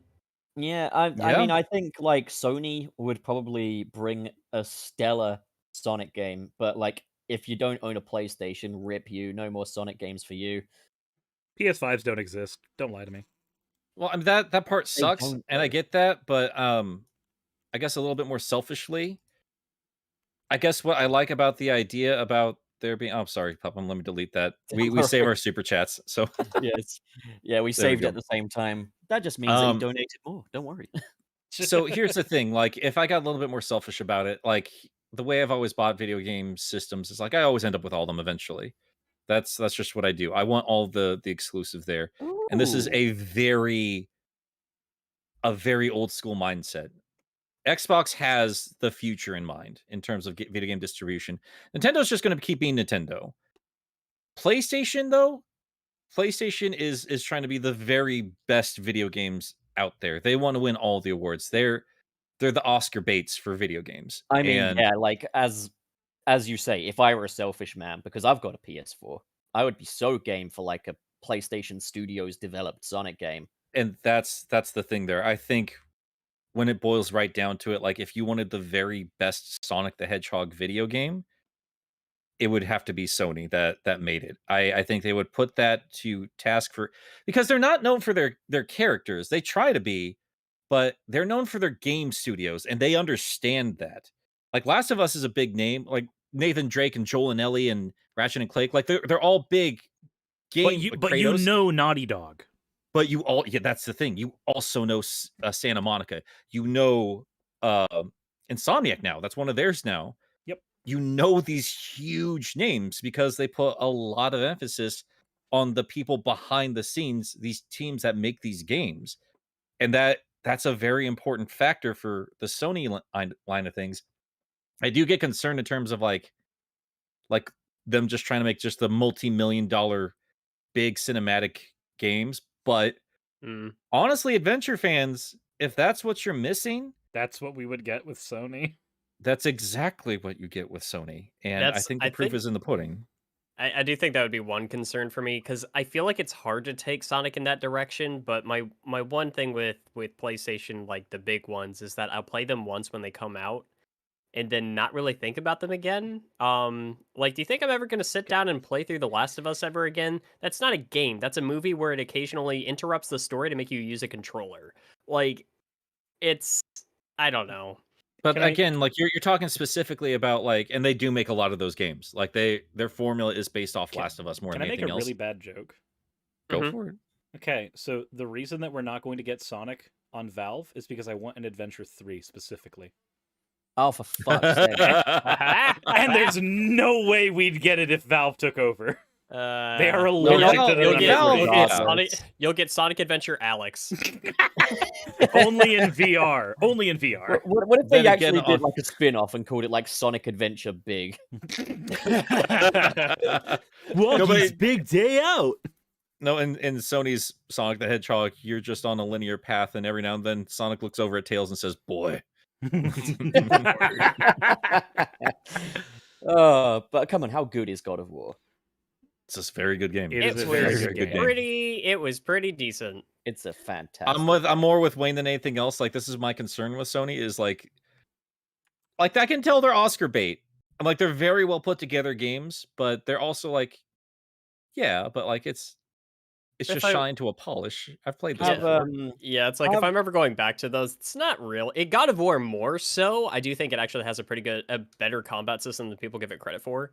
But it's like I'm still more interested in the story than the actual gameplay of that. I still think they put a massive emphasis on it though. Like I think there's a clever mixture there. Like I don't look at Naughty Dog and say they don't know how to make video games. No. And it's like, and I think that was Santa Monica, not Naughty Dog. And if we're talking God of War, yeah, you're right. But and to be fair, I did make a jab at The Last of Us 1. I have not played The Last of Us Part 2 because, again, if we're getting into the whole story thing, the story was the main draw of the first one for me, and that story ended with one of the best endings I've ever seen to a video game, and I never wanted a sequel. And so that's why I just haven't played The Last of Us 2. Instead of bitching about it, I just won't play it. Doesn't exist in your mind. But I have heard that The Last of Us Part 2 is a wonderful game. Like, it really emphasizes the gameplay that time. It's I don't know. It's back and forth, man. Like that, we'd be here all day if we discussed Last of Us Part 2. Sure. What I will say about what the genius of this, in terms of what I think for Naughty Dog is concerned, is I think they take care of all aspects of the game they're making. And yeah, sometimes you don't get the most complete, satisfying game experience, but I mean, it all plays into each other. I think the cutscenes work in tandem with the gameplay, and it's a satisfying thing because there's peaks and valleys in terms of their difficulty and how they string you along through that campaign. And at the same time, it's also a great experience if you have a significant other sitting on the couch with you. Look over Grand Theft Auto.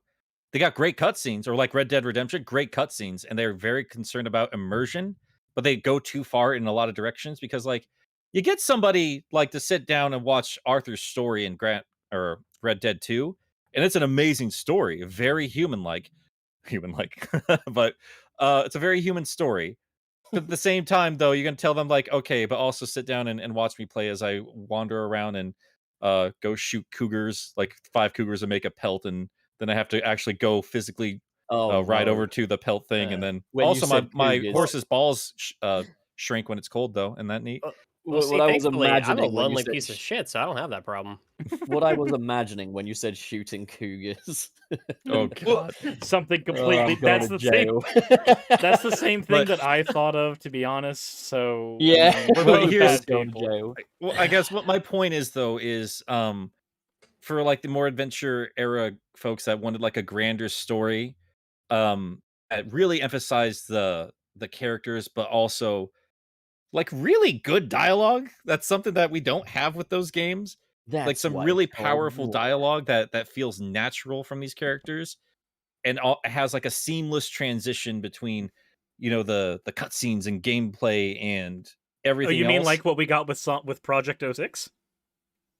Oh man, I I've not love played the that yet. I new- don't know. I love the new cutscenes in that. They're I need to check that out. amazing. Nick, Oh, I had such a big grin on my face when I first saw one of them. I was like, "Whoa!" actually, whoa, Nick, whoa. do you have a PS? I may be the only one with a PS5 here. You are the only one with the PS5. I do not buy new systems until Yeah, so they you have fucking very flex stupid your special editions. I was gonna Yes, say, 'cause, fucking like, expense machine. Ratchet and Rift Apart really was an excellent, like, that when I picked that game up, I felt like I was a kid again. Like, it felt like a PS2 game, but like made on modern hardware. And Yeah. I love that. And that's another reason why I would just be so happy if Sonic was on like PlayStation. Preferably PlayStation 4 and 5, because while I'm very lucky to have that system, not everybody does. It's gonna And- transition, dude. We're in the transitionary stage. It happens every generation. Get Insomniac to incorporate Sonic into the Marvel universe and start by releasing Spider-Man Miles per Hour. God damn it.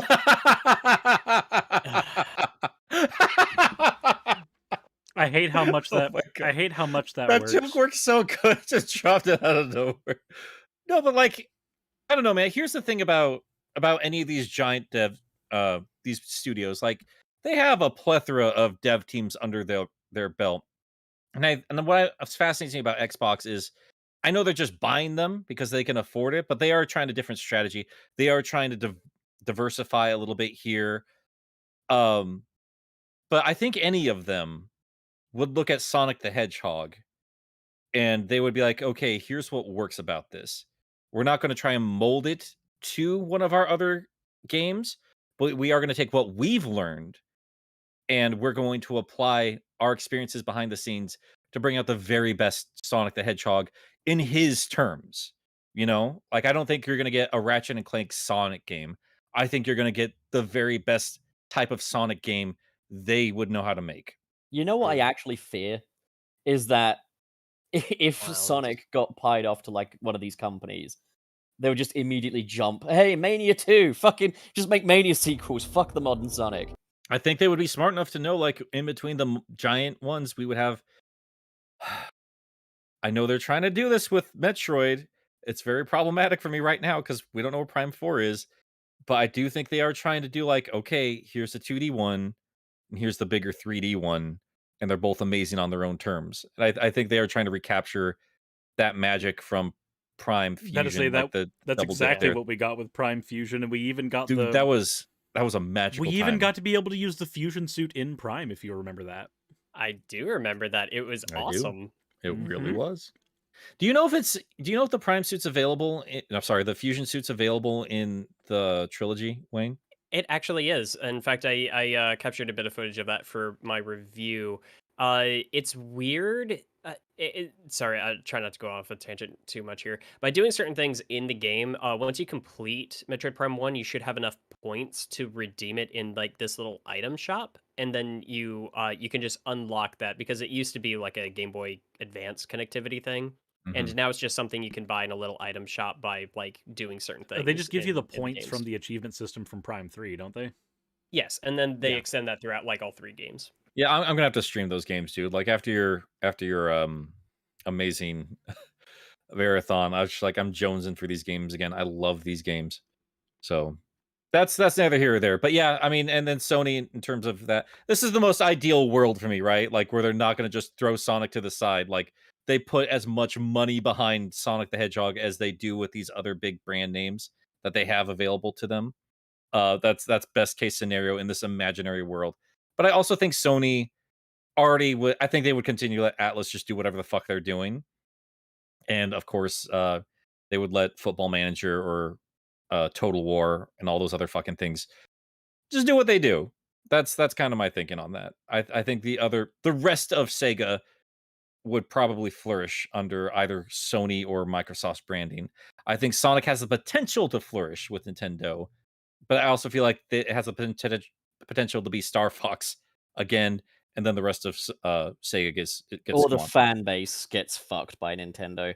Oh god, that's a good point. That's a really good point, Pup. Another thing though, like Ubisoft, no Ubisoft, because they've got fucking Rayman and they don't use him. Imagine Yeah. having Rayman and not using him. I wouldn't put it past them to not use. Imagine having Rayman and not using him. I think that's a little more complicated than you're giving it credit for, man. Because every time Rayman was used with Ubisoft, it was under the supervision of Ansel, the guy who created Rayman. And he did some stellar work, but now with all the problematic stuff surrounding him, allegations at best, we don't know one way or the other. But I didn't know this. yeah, he does not work with Oh, Ubisoft anymore. yeah. You've not seen Rayman since he has left. Oh shit! Well, you know what they got to do is beat him up, take Rayman, and then make new Rayman games without my him. God. They still own the rights to Rayman, but I think God, there's Imagine like more to it than we're giving it credit for. Is Because all. I don't think we should, if he's like a really bad, like, I don't know, molester or something, I don't think we should be giving molesters money, but you could always just, like, rob Rayman from him. oh my god. And Chow Mix, I'm not saying that Star Fox is as powerful of a brand as Sonic the Hedgehog. I think Nintendo would take advantage of that, but I do think we underestimate how many of these like what we consider like obsessive gamers, like top tier gaming franchises, just are left to squander. I mean, it's mind boggling to me. Samus has gone for so long without a video game, and how Star Fox has like 1, 2 amazing games under their belts. It's weird to me, man. It's really weird to me. Yeah. I don't know. Sonic's weird. Yeah. I fucking worry about Sonic. But I mean, Pup has a I miss very my good Sonic point there. tales. I miss them a lot. Yeah, you'd have no fan games if Nintendo Yeah. did. If Nintendo owned Sonic, and like fucking fan games is the one good thing about Well, Sonic it's like, these days. It's like that shit I said earlier at the beginning of this podcast. Well, yeah, I was just fucking elaborating on that. I wasn't trying to claim the point. Well, of my I own. Jesus missed Christ, that calm point, down. Wayne, and I think that further backs up my opinion that Nintendo should be the very last people to.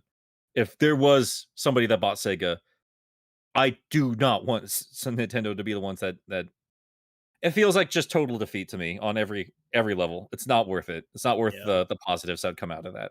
Because Wayne made a good point that he didn't get his due recognition for, I say that we all give him a little kiss on the forehead. Oh my god. I thought it was like a big wet group kiss. No, it's one by one. They're dude. both acceptable. I require COVID-19 tongue. and everything. No tongue. I got a full beard now. Just a gentle little peg. Oh, nice. It's very tickly. I'm actually thinking of growing my hair, like my facial hair out a bit. Do it. Yeah, good. For Become you guys Wayne with the your lumberjack. facial hair. I'm wondering if maybe the Scott the Woz comparisons will stop. No, you'll just be Dad the Waz. Why Then not just pretend to fuck. be a spin-off channel from Scott the Was and make profit? Yeah. Anyway, I'm super chats. called like that, like I'm a dad now. That anytime I'm on stream, because like I'm not shaving the beard. I look good with it. My wife likes it. I'm keeping it. I wish I could have a beard. I would look better I with better a just beard. update my Can't drawing. get a beard. 25. You got years hair old. all over you.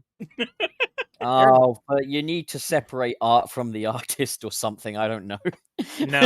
No. See, I get to make jokes that people are allergic to my hair because of my character design. You just grow out your nice big beefy bush, and you'll be fine. Can I take some of yours and just like glue it to mine or something? Like I'm talking about beard, by the way, not bush. I'm only Hey, you gonna ever give you see- bush. Take what you can get. You ever seen that South Park episode with Cartman buying pubes from Scott Oh, yeah. Tenorman? I haven't seen that. That's one of the greatest Oh, pieces of God. animation ever created. Is that So episode? fucking great. What are we Let's see. talking about anymore? I don't know. Let's do Emma super has a good chats. point here. Yeah, let's do that in a second. But I pay attention to M. Like he's got some of the best Sonic videos out there. But Ansel literally said on Instagram he'd make Rayman 4 after Black and or Beyond Good and Evil 2, and then straight up dipped out of the industry when Beyond Good and Evil 2 at God knows what level of completion. Yeah, that's never coming What an out. That game's absolute never coming out. dude. bastardo. Wait, hang on. I recognize the name Ember. Oh, yeah, I recognize Ember. He did the Adventure versus Boost Yep. video. and making forces again, and Phenomenal. yep, Yeah, the yeah, purpose. Yeah, he makes. It good doesn't make any YouTube, you know. sense. How go subscribe to him if you have not. He's made some of the greatest Sonic videos on this. Legitimately, Kino. Yeah. Yeah. But yeah, super Cinema. chats. Super chat time. All right. Where's the beginning of this fucking shit? Scrolling up. Okay. Right. Yeah, because we go around the table. I get the first one. Okay. So, Sonny sends 279 Canadian. Says, "I'm calling dibs on buying the rights of the Zeti." We begin with the Zeti talk. They I are the wouldn't be best as sensitive to Sonic the episode. characters. They are the official mascots of Sonic That's the going to be the Hedgehog. next Sonic Adventure Zavok. There you go. There's gonna be some random fan art of us just like interviewing Zavok, just giving legitimacy to this character. And then eventually one of our cartoon characters is just going to be not even the Deadly Six, just all Zavoks. It's all Zavok all the time. Zavoks all the way down. Nick, read the Rock next in- goddamn super chat. Rockin' Nest gave us $10. Finally able to watch this live. Love watching you guys. Well, we love watching you. So it works out. The second definition I'm using is the definition of a voyeur. We've seen your balls. The next one we have here, of course, this is where I'd land. For $2 from Jamal Simmons, have From who?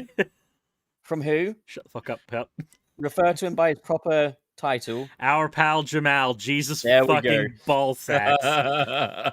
Have a Nick We need to Milk make merch Day just for him, and a like Nick. just a shirt for him, and send it to him. Yeah, but we can't. If we sell anything, all proceeds. No, I have to mean, go like we to make him. one shirt, This and then is- we yeah. make it. We send it to him. Literally have his face on it and just put our pal Jamal, And we and make have it like all for all of us. have our one for little all of us. signature, have our little signatures at the bottom of it as well. Just like Yeah, for yeah. our pal Jamal, we love you. It needs to be his face, but in a jar. And it needs to be it needs to be ironically pixelated as well. Like Yes, I love it. but it's have a Nick Milk Day and a Nick X Sally Akron rules.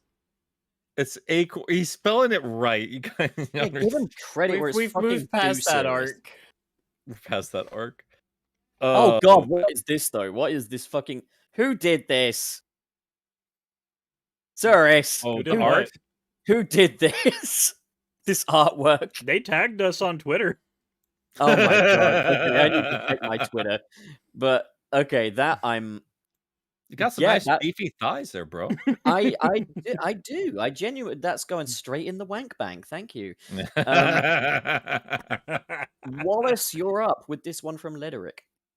Okay. Yeah, Nathan. Lederick, $50. Would like to see. First of all, thank you. Very generous. Oh my god. Again, Um, letter Jesus. Thanks, Yeah. Lederick. Would like to see Tails get another Metroidvania game. We need.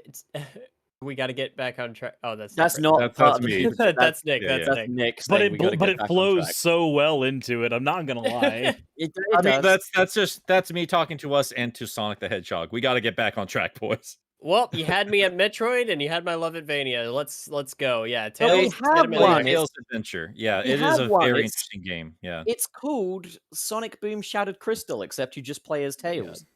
And Oh, it's I'm really Adventure. good. I'm It's Play sorry. Tails I'm Adventure. sorry. Search action because apparently people hate the name Metroidvania so goddamn much. They're gonna try and change it. I mean, I'm not the biggest fan of Metroidvania, but it's just part of it. It's just part of it. I don't know. It's effective verbal shorthand. Anyway, let's who's up Yeah, next? so Wayne, I'm gonna drill a hole in your tombstone and fuck it. But like, okay, so Please that do. Jordo sends $10. It's not the same when they're into it. Jesus, Suris. Suris. That's us demonetized. So that Jordo sends $10 and says, "Afternoon, fellas. Just wanted to show my appreciation. You guys always make my shitty Friday workouts a little less shitty. Work Also, days. wow, didn't know you guys got Scott the Was on the show. I also just want to know, how did you get swear words in your super chat? Because if ever I try and super chat with a curse word, it always stops me. I don't know. I do wanna appreciate you know. being here, Wayne. I get a lot less Ben 10 comments. I'll tell you that much. Fucking bitch. I'm gonna. Yeah, thanks, Nathan. Ah! So, What? He's Nathan Wallace the Was. this is our next super chat is a good point, and I didn't even comment this on Twitter because I just had a horrific headache the day this actually fell. The day that fell on, but Aiden F sent us $5. Generations is 10 years old, and I feel ancient. Happy Friday. I do too, and I think a lot of people have a lot of frustration because it does feel like that does still feel new-ish to me, but at the same time, it's like, wow, we really haven't evolved at all since that It's game, have literally we? 10 years since Sonic peaked, but also like fucking the thing is, Generations, I think they should open like a community project on consoles as well. Like re-release Sonic Generations with like a community hub for mods on consoles, because it feels like the base work there for like a continuing Sonic project. It feels like it's all absolutely there. And the fact is, on PC, players 10 years on are still going back and playing new content for Sonic Generations. That would be a powerful way to do that if they managed to Bethesda it up and like really bring in like a modding community there. Yeah, That would be properly brilliant. acknowledge that modding community and find a way to make those mods available on consoles as They well. do Literally re-release it, re-release the game on like modern hardware with a modding community built in. I do think they're kind of flirting with the idea a bit with the customized character and cosmetics with Sonic, which isn't anything new with any video games, but I do think that interactivity with the fan base is I do think they're gonna try and push that a little bit further. If they made another boost game, I would not be surprised if a level editor was a part of the proceedings. To be honest, once you make a Sonic game with a level editor, you don't need any more Sonic games. Once you make it, Effectively. I mean, If Sonic Studio ever comes out, that looks amazing. BRB, Tortoise is tearing up room. Oh god. Suris, get Aki Dave. Oh my god. Okay, fine. Aki Dave, where do you live? I need to go pick you up, apparently. No, for $1.99, Aki Dave says the Sunset City GoFundMe page. Let's buy Sega. Yes. Make it happen. And then we'll spend all that money on a road trip like a boss.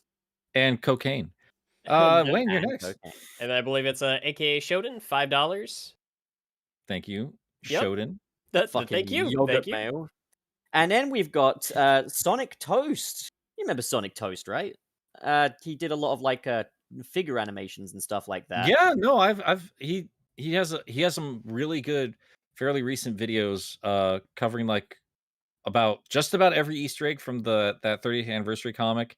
And I think he like ranked or at least discussed every single Sonic character ever created in another video too. He does big stuff. He's another good creator we've got in here.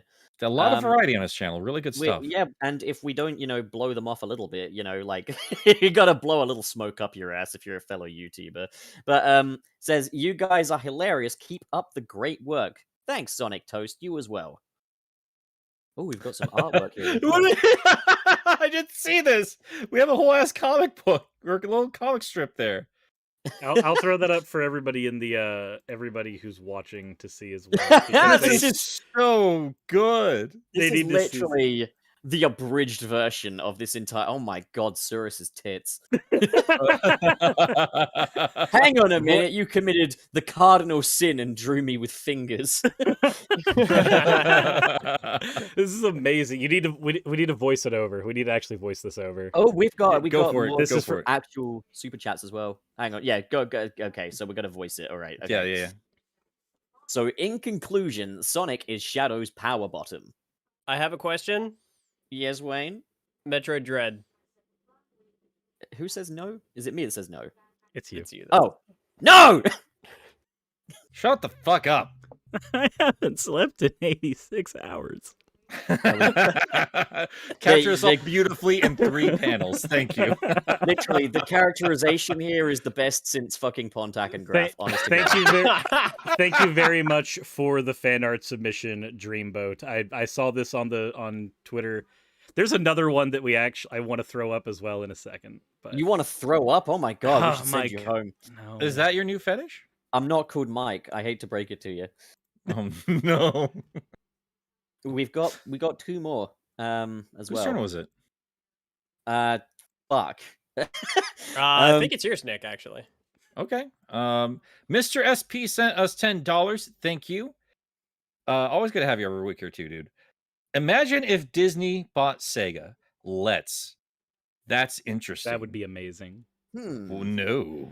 I don't know. Like, I don't think it would be worse, but I don't think we'd have the fan game community anymore. I'm trying to imagine what that's like. They wouldn't let a kid have a Spider-Man on his fucking tombstone. Fair. It would just be Hyper Nintendo. It Yeah. would be Hyper Nintendo. Yeah. I've Yeah, also that's a good point. thrown up Ink's fan art for everybody. It would make Pup a very being like late. competent like thing that's like, oh yeah, this definitely reminds me of. It would be Sonic Mania, but that's all you would get. Like it's just Sonic Mania. That's literally what you would get all the time. Sonic Mania. Yeah. I've literally had my first Suris fan art, effectively. Yes, This is you the kind of stuff have. you get. But All right, the thing time to is, work on your new VTuber model. no, unlike Suris, I'm not just gonna fucking change to a fan art because I don't want to get sued. Well, if it makes any difference, he would have a crossover with Homer Simpson if Disney bought him. Oh hell yeah! Oh Actually, god damn! I saw that poster. Is that real? Yeah, that's Yeah, real. it's real. Why? No, but here, okay, imagine, right? Sonic Adventure 2's box art, but replace Shadow with Homer Simpson. I would play that. I would play it. I swear to God, Pup. I mean, honestly, like Goof being like this grizzled, like tired old man is like one of my favorite ideas in my head to begin with. But just like, I don't trust the current Simpsons writer with that. I mean, did you see the fucking state of their little Marvel crossover? The good, the bad, and I the saw low-key. I saw clips. That was plenty. It was embarrassingly awful. Like, Oh, people want Sonic and Kingdom Hearts. Is he in Kingdom Hearts? I don't. I want to go I to the don't. Door of Darkness. Otherwise, I'm not interested. I have a lot of respect for Sora and that franchise. it reunites Sonic It's, and Chris Thorndike. It's just so fucking obnoxious. I adore Kingdom Hearts. It has such an enormous grip on my soul and on my heart, I guess. But wow, it's the dumbest fucking franchise in existence. It really is. Pretty It's so fireworks, I like that unbelievably sincere for being a corporate crossover project. It's very it's fascinating. I mean, hate it. humblest I of love it. beginnings. It was just like, hey, dude Humblest had a of concert. beginnings? Humblest beginnings. What, Disney? Yeah. No. Disney I- and Square Enix having a baby is a humble beginning to you. Getting a gargantuan set of like super triple. They brought in Robin Williams to voice the genie for the first game. Yeah, but you guys know how that project came to be, right? God, I love Money? Avengers Endgame. No, Humble it was beginnings, right? literally this. It was Nomura wanted this idea to happen really bad, and he couldn't get it to work. And all of the executives kept saying no because he didn't think it would happen. And then he just so happened to run into a Disney executive in a fucking elevator and pitched it to him. He had his elevator pitch, and that's how Kingdom Hearts happened. That's humble beginnings. I don't know if that's. I don't know. I don't know. Wayne. You gotta admit, it's at least neat. Like, it's cool. It's cool. I don't know if it's humble. Make I a think it Sonic is. game. To a That sounds degree. aggressively unhumble, if I'm honest with you. Make a Sonic game where you play as a Jakks Pacific Sonic toy interacting with Buzz Lightyear and Woody, and all of the levels are playsets, and that would be really cool. Oh, it would be like the Toy The Story 2 video game, except the modern. first level could literally be Hot Wheels, but you play as a Sonic. Wait, And Pup, Dr. You would Robotnik never could see be another an act- Yakuza game, I promise you Pup, that. have you ever actually played the Toy Story 2 game? I haven't, no, and I really want to. It's And I so haven't- good. It is an amazing game. You need to play it. I have also not played it. Oh, but no. Can I just say, my favorite video game poster ever, just because of how oddly threatening it is the Mega Drive Genesis poster for Toy Story 1, the game. I'm gonna get it. I want you to throw it up on the stream. It's just so oddly threatening. Toy Story Genesis. Yeah. Dumb luck of a wacky visionary. Yeah, well said, Manny. where I mean, is the Buzz's Rescue is not. It's not peak video games, but for the time, it's a very competent 3D platformer, and I very much respect it for that much. Where the shit is this? It was also, I'm not gonna lie, like as a 3D platformer, it had some of the most interesting level design because they flat like I remember going around Al's toy box in that level, just like what Al's Toy Barn, you mean? barn box your Fucking face. fake man. Look at this. Play Look the at this. game. Is this not the most aggressive marketing you've ever seen? I'm just Oh, that's imagining back in the. Play I the remember game. that back I'm in the just day. imagining That's yeah. Tom Hanks just screaming that line at you. That's the thing I always also love about like Toy Story 1 is its juxtaposition with other Disney films like Pretty Princess and stuff. And meanwhile, Toy Story is just about two dudes that fucking hate each other and beat each other up and stuff. Like actually, I'm sorry, I didn't mean to interrupt you there, but yeah, now I'm thinking about it. Like Toy Story does have like a very strong reputation with video games. Like Toy Story 3 was like very like everyone talks about Toy when that came out. They're like, no, actually play it.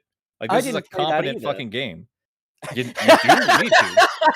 The evolution is like the Toy Story 1 posters, like play the game. Well, because The third one, no, actually play it. didn't the Toy Story 3 game also have like a really competent level editor in it too? Yeah, it had a toy Yeah. box mode. Yes, yeah, I- that was I the think I'm origins gonna buy of the that. toy box mode for Disney Infinity.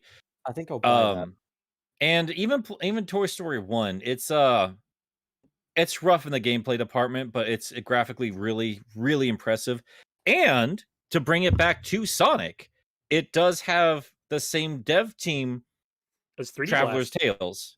Yeah. The This is the Sega Saturn Sonic era developers. There's That's them. there's also a YouTube channel where one of the devs from Traveler's Tales goes through like the process of all the different workarounds they had to do to make 3D Blast work and how to make specifically the Toy Story game work. That's Game Hunt. It is a fascinating dive into the limitations that the Genesis gave them and the unique ways they had to deal with it. Oh, by Yeah. the way, boys, we've got 3 more super chats we got to read. Yep. So, Where are we? you want Supersonic 68. Oh, one digit away from being the perfect name. My God. Wallace, you want to get this one? Yeah, Supersonic 68, Thanks, $5. Excuse me? You gonna read it or what? Come on. Yeah, somebody neutered a cat. Sonic Lost World is best 3D Sonic game of the past decade because it's the only majority 3D Sonic game of the past decade. That makes me ill. You know, I say it all the time. Yeah. Sonic Lost World is a really good game. I just fucking hate it. I mean, I don't hate it. I really like it, but it's just God, fuck that game. You know, like It's man. I'm very, very intrigued to pick that one apart, especially after Colors. everything it stands for is so fucking wrong, but it's actually quite good. I just look. It's like I said in Suris's stream last night, or did I say no? I said it in Nick's little private patron viewing. I said Sonic Lost World is a really good game that I really like. I just hope the person that thought it was a good idea dies. I mean, on every front there, it's trying to copy the success of Colors. It really mean is. Mario? Yes, it's trying Mario to do. Colors. They mean- copied a lot of Mario in Colors, and they got critical praise all over the place, and they sold very well considering it's What, only on Lost 2 World? platforms. Lost World No is... Colors. Oh yeah, Colors. Yeah, Lost World we're talking about though. Like Yeah, Lost I World. mean, it's mostly the Colors devs back again.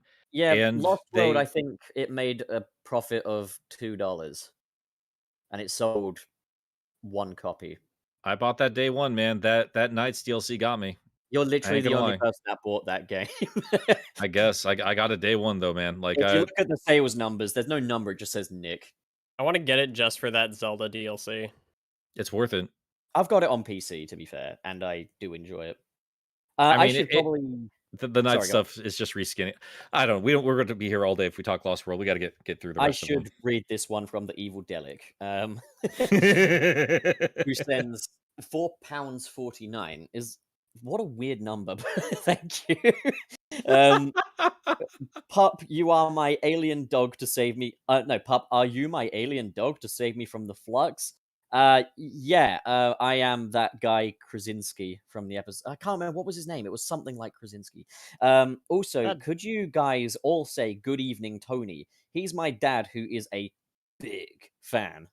Oh, or is he a fan of Big the cat? Because like Big is in quotation. Yeah, is he I'd not assume so. really a big fan? Does he hate us? What's going on here? All right, Well, on 3. on 3. What's his name? Tony. Tony. 1, 2, 3. Good evening. Good Tony. evening, Tony. I forgot what we were saying. Hi, Tony. God damn it, Wayne, you're so fucking useless. First the sorry, now this. Just get out. Just get out of here. Okay. You're not welcome here anymore. Just get out. So Hyperhound sends us $4.99. I don't listen to many podcasts, but this one I tune into every time. Can't get enough of listening to you guys. Love the content. Thank you, Hyperhound. And you know, if you're ever looking for a spot, I mean, you can sniff our dogs.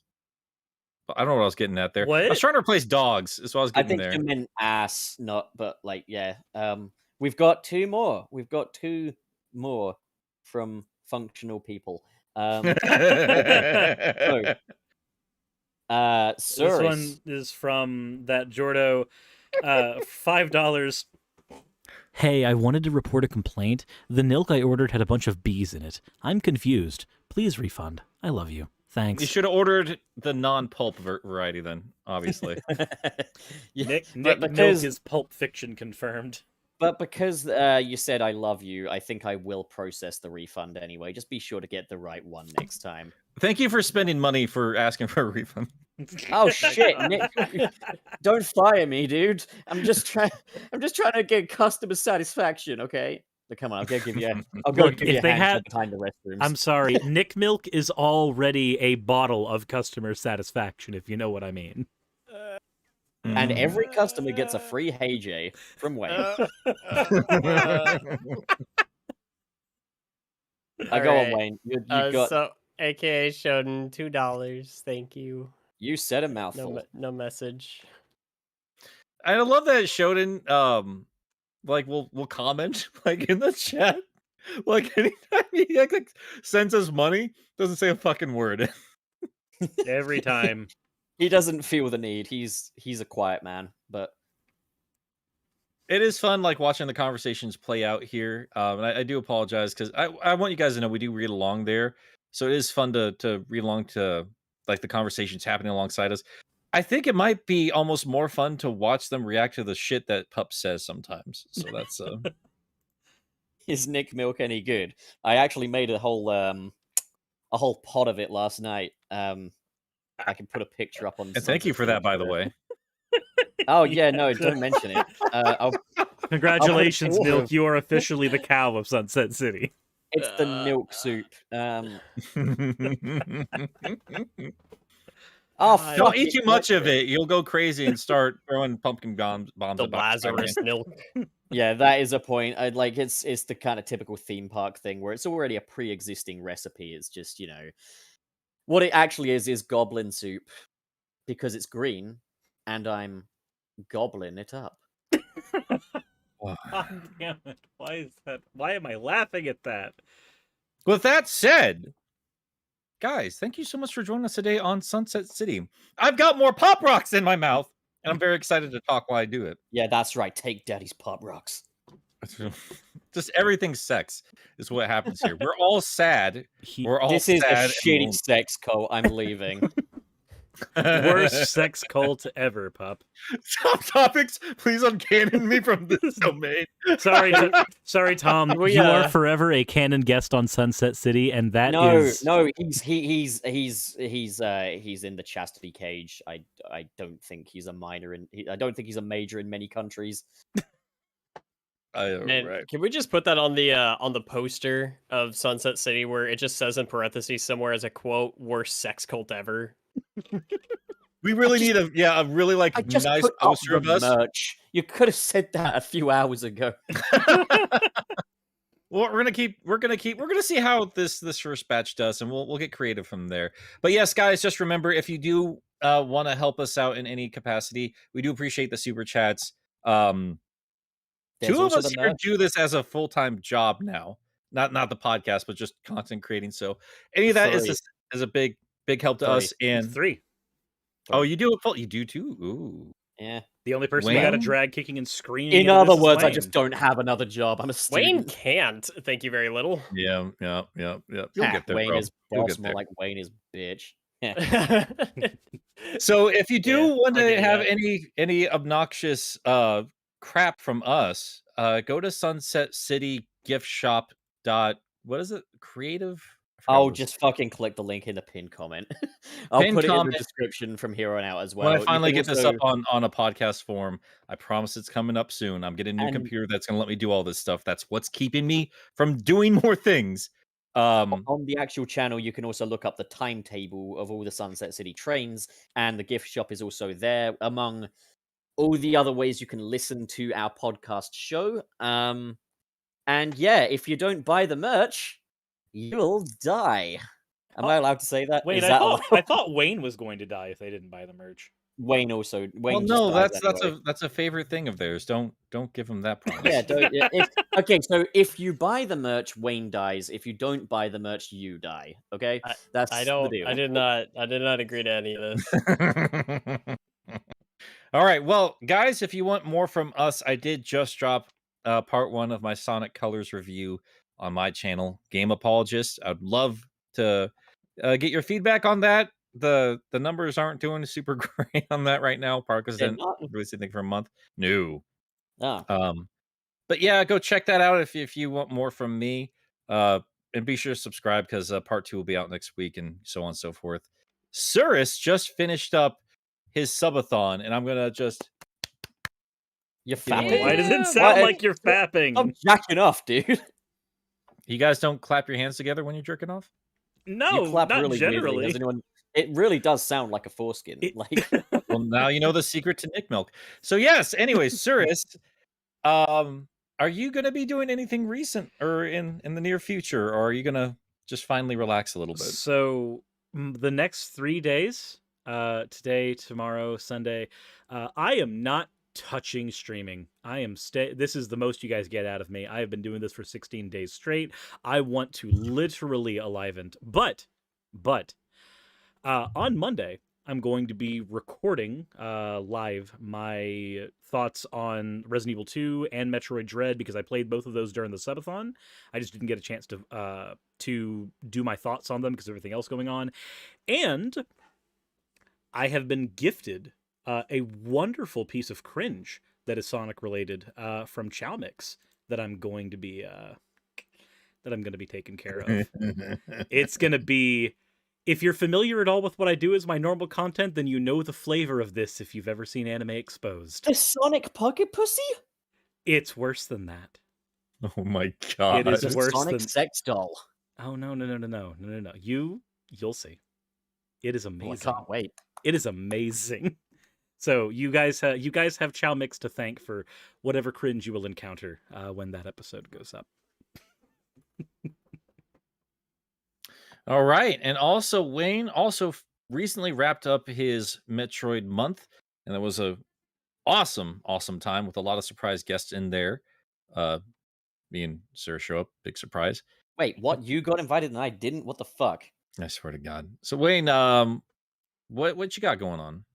Well, I've been taking mostly this week just kind of as a break because of kind of like serious, God, the fucking burnout from all of that. But And next, I'm going to be kind of going back to basics and looking at some bad superhero games. I'm still contemplating if or when to tackle some Sonic related content. Originally, it was gonna depend on when the Sonic Origins collection went live, and it just hasn't. So I don't know. I'll figure that out. But I want to at least start getting some videos out again soon. But tonight I am thinking about just doing a chill stream over on my Twitch channel and playing some of the old demo discs that I've accumulated over the years. The chat's got me laughing. I'm sorry. Just No, the guy I'm goes, reading some of "Mike, my comments on come my on." recent video, dude. Like, I'm sorry to interrupt there. You're You guys, good. I had to read this. Like, somebody wrote, they quoted me when I said I could probably beat most of you up just as a joke in the video. Then dude says, me laughs and pulls out a keyblade. I'm like, bro, that is the quickest way to get beaten up. Yeah. I'll have you know, I've been to the door to darkness and back. I will beat you up. I have the power of God and Mickey Mouse on my side. Lightning! Lightning bolt! Lightning bolt! I have the power of God and Mickey Mouse on my side. Oh my! I'm sorry. I didn't mean to interrupt you, Pup. What were you saying? Oh, I was just laughing at so there's this fella that keeps saying, "Mike, stop." I don't know why. It's just really funny to me.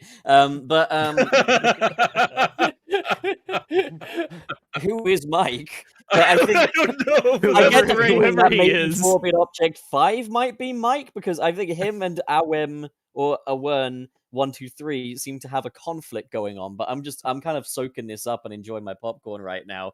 But I think he's Soaking just up the trying milk. to.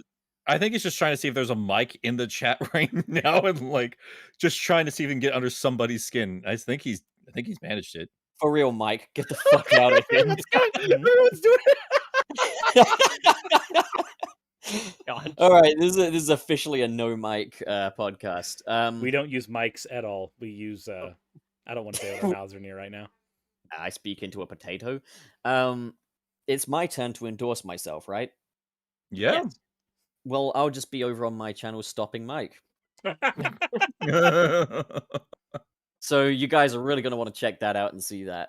But like, in all seriousness, I've been doing my reading up on some Carnage comics lately. So if you're into your symbiotes, and you want to have some symbiosis with me, you can do so over on my channel. It's just- I love the insanity of our chat. Like, Is Mike Mike is a over new? party. Is Mike now part of the lore? Are we just going to be Mike is selling over shirts party. that say "Mike, stop"? Welcome to did Mike Sunset do? City. Mike's not allowed. Fuck No off, Mike Mike. zone. Mike must be stopped. Mike Joe is disappointed. It's officially no Mike. Oh my god! Mike, no, Mike, stop killing children. Attention, members! The first one of you to get Mike's feet pics wins $1,000. Terms and conditions do apply, and we will not give $1,000. Actually, I don't want to see a man feet either. So Speak for yourself, know. boy.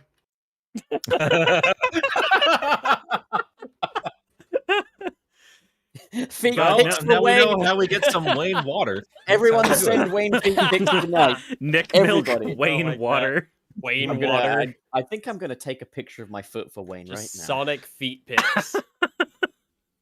Yeah, that'll do the trick. Oh Hold my on. God. Hold on. What? Suris, you got Big Mommy Milkers, so Joe kind of speaks for itself, but Can we go? how do we now? feel Like, about hold on. How do we feel Soy. how do we feel about pup pudding? Pudding. Can we don't? What's the pudding? Hey, silly Akron! It's putting its dick in your. Wait, what? Mike and Sally. Oh, I think my God. we need to stop. We need to just stop the It's show. time. It's Yeah, time it's- to end, it's a The everybody. episode is It's canceled. time for the episode to climax, everyone. Yeah, I everyone. fucking hate Sunset City. Sunset admit it. City Fight Club is going on in the live chat right now. That can continue all at once, but we're done. Admit it, this is the most you've smiled all week, Wayne. Oh God, I hate that that's true. End the fucking show, Suris. God damn it. Well, that was a waste of time.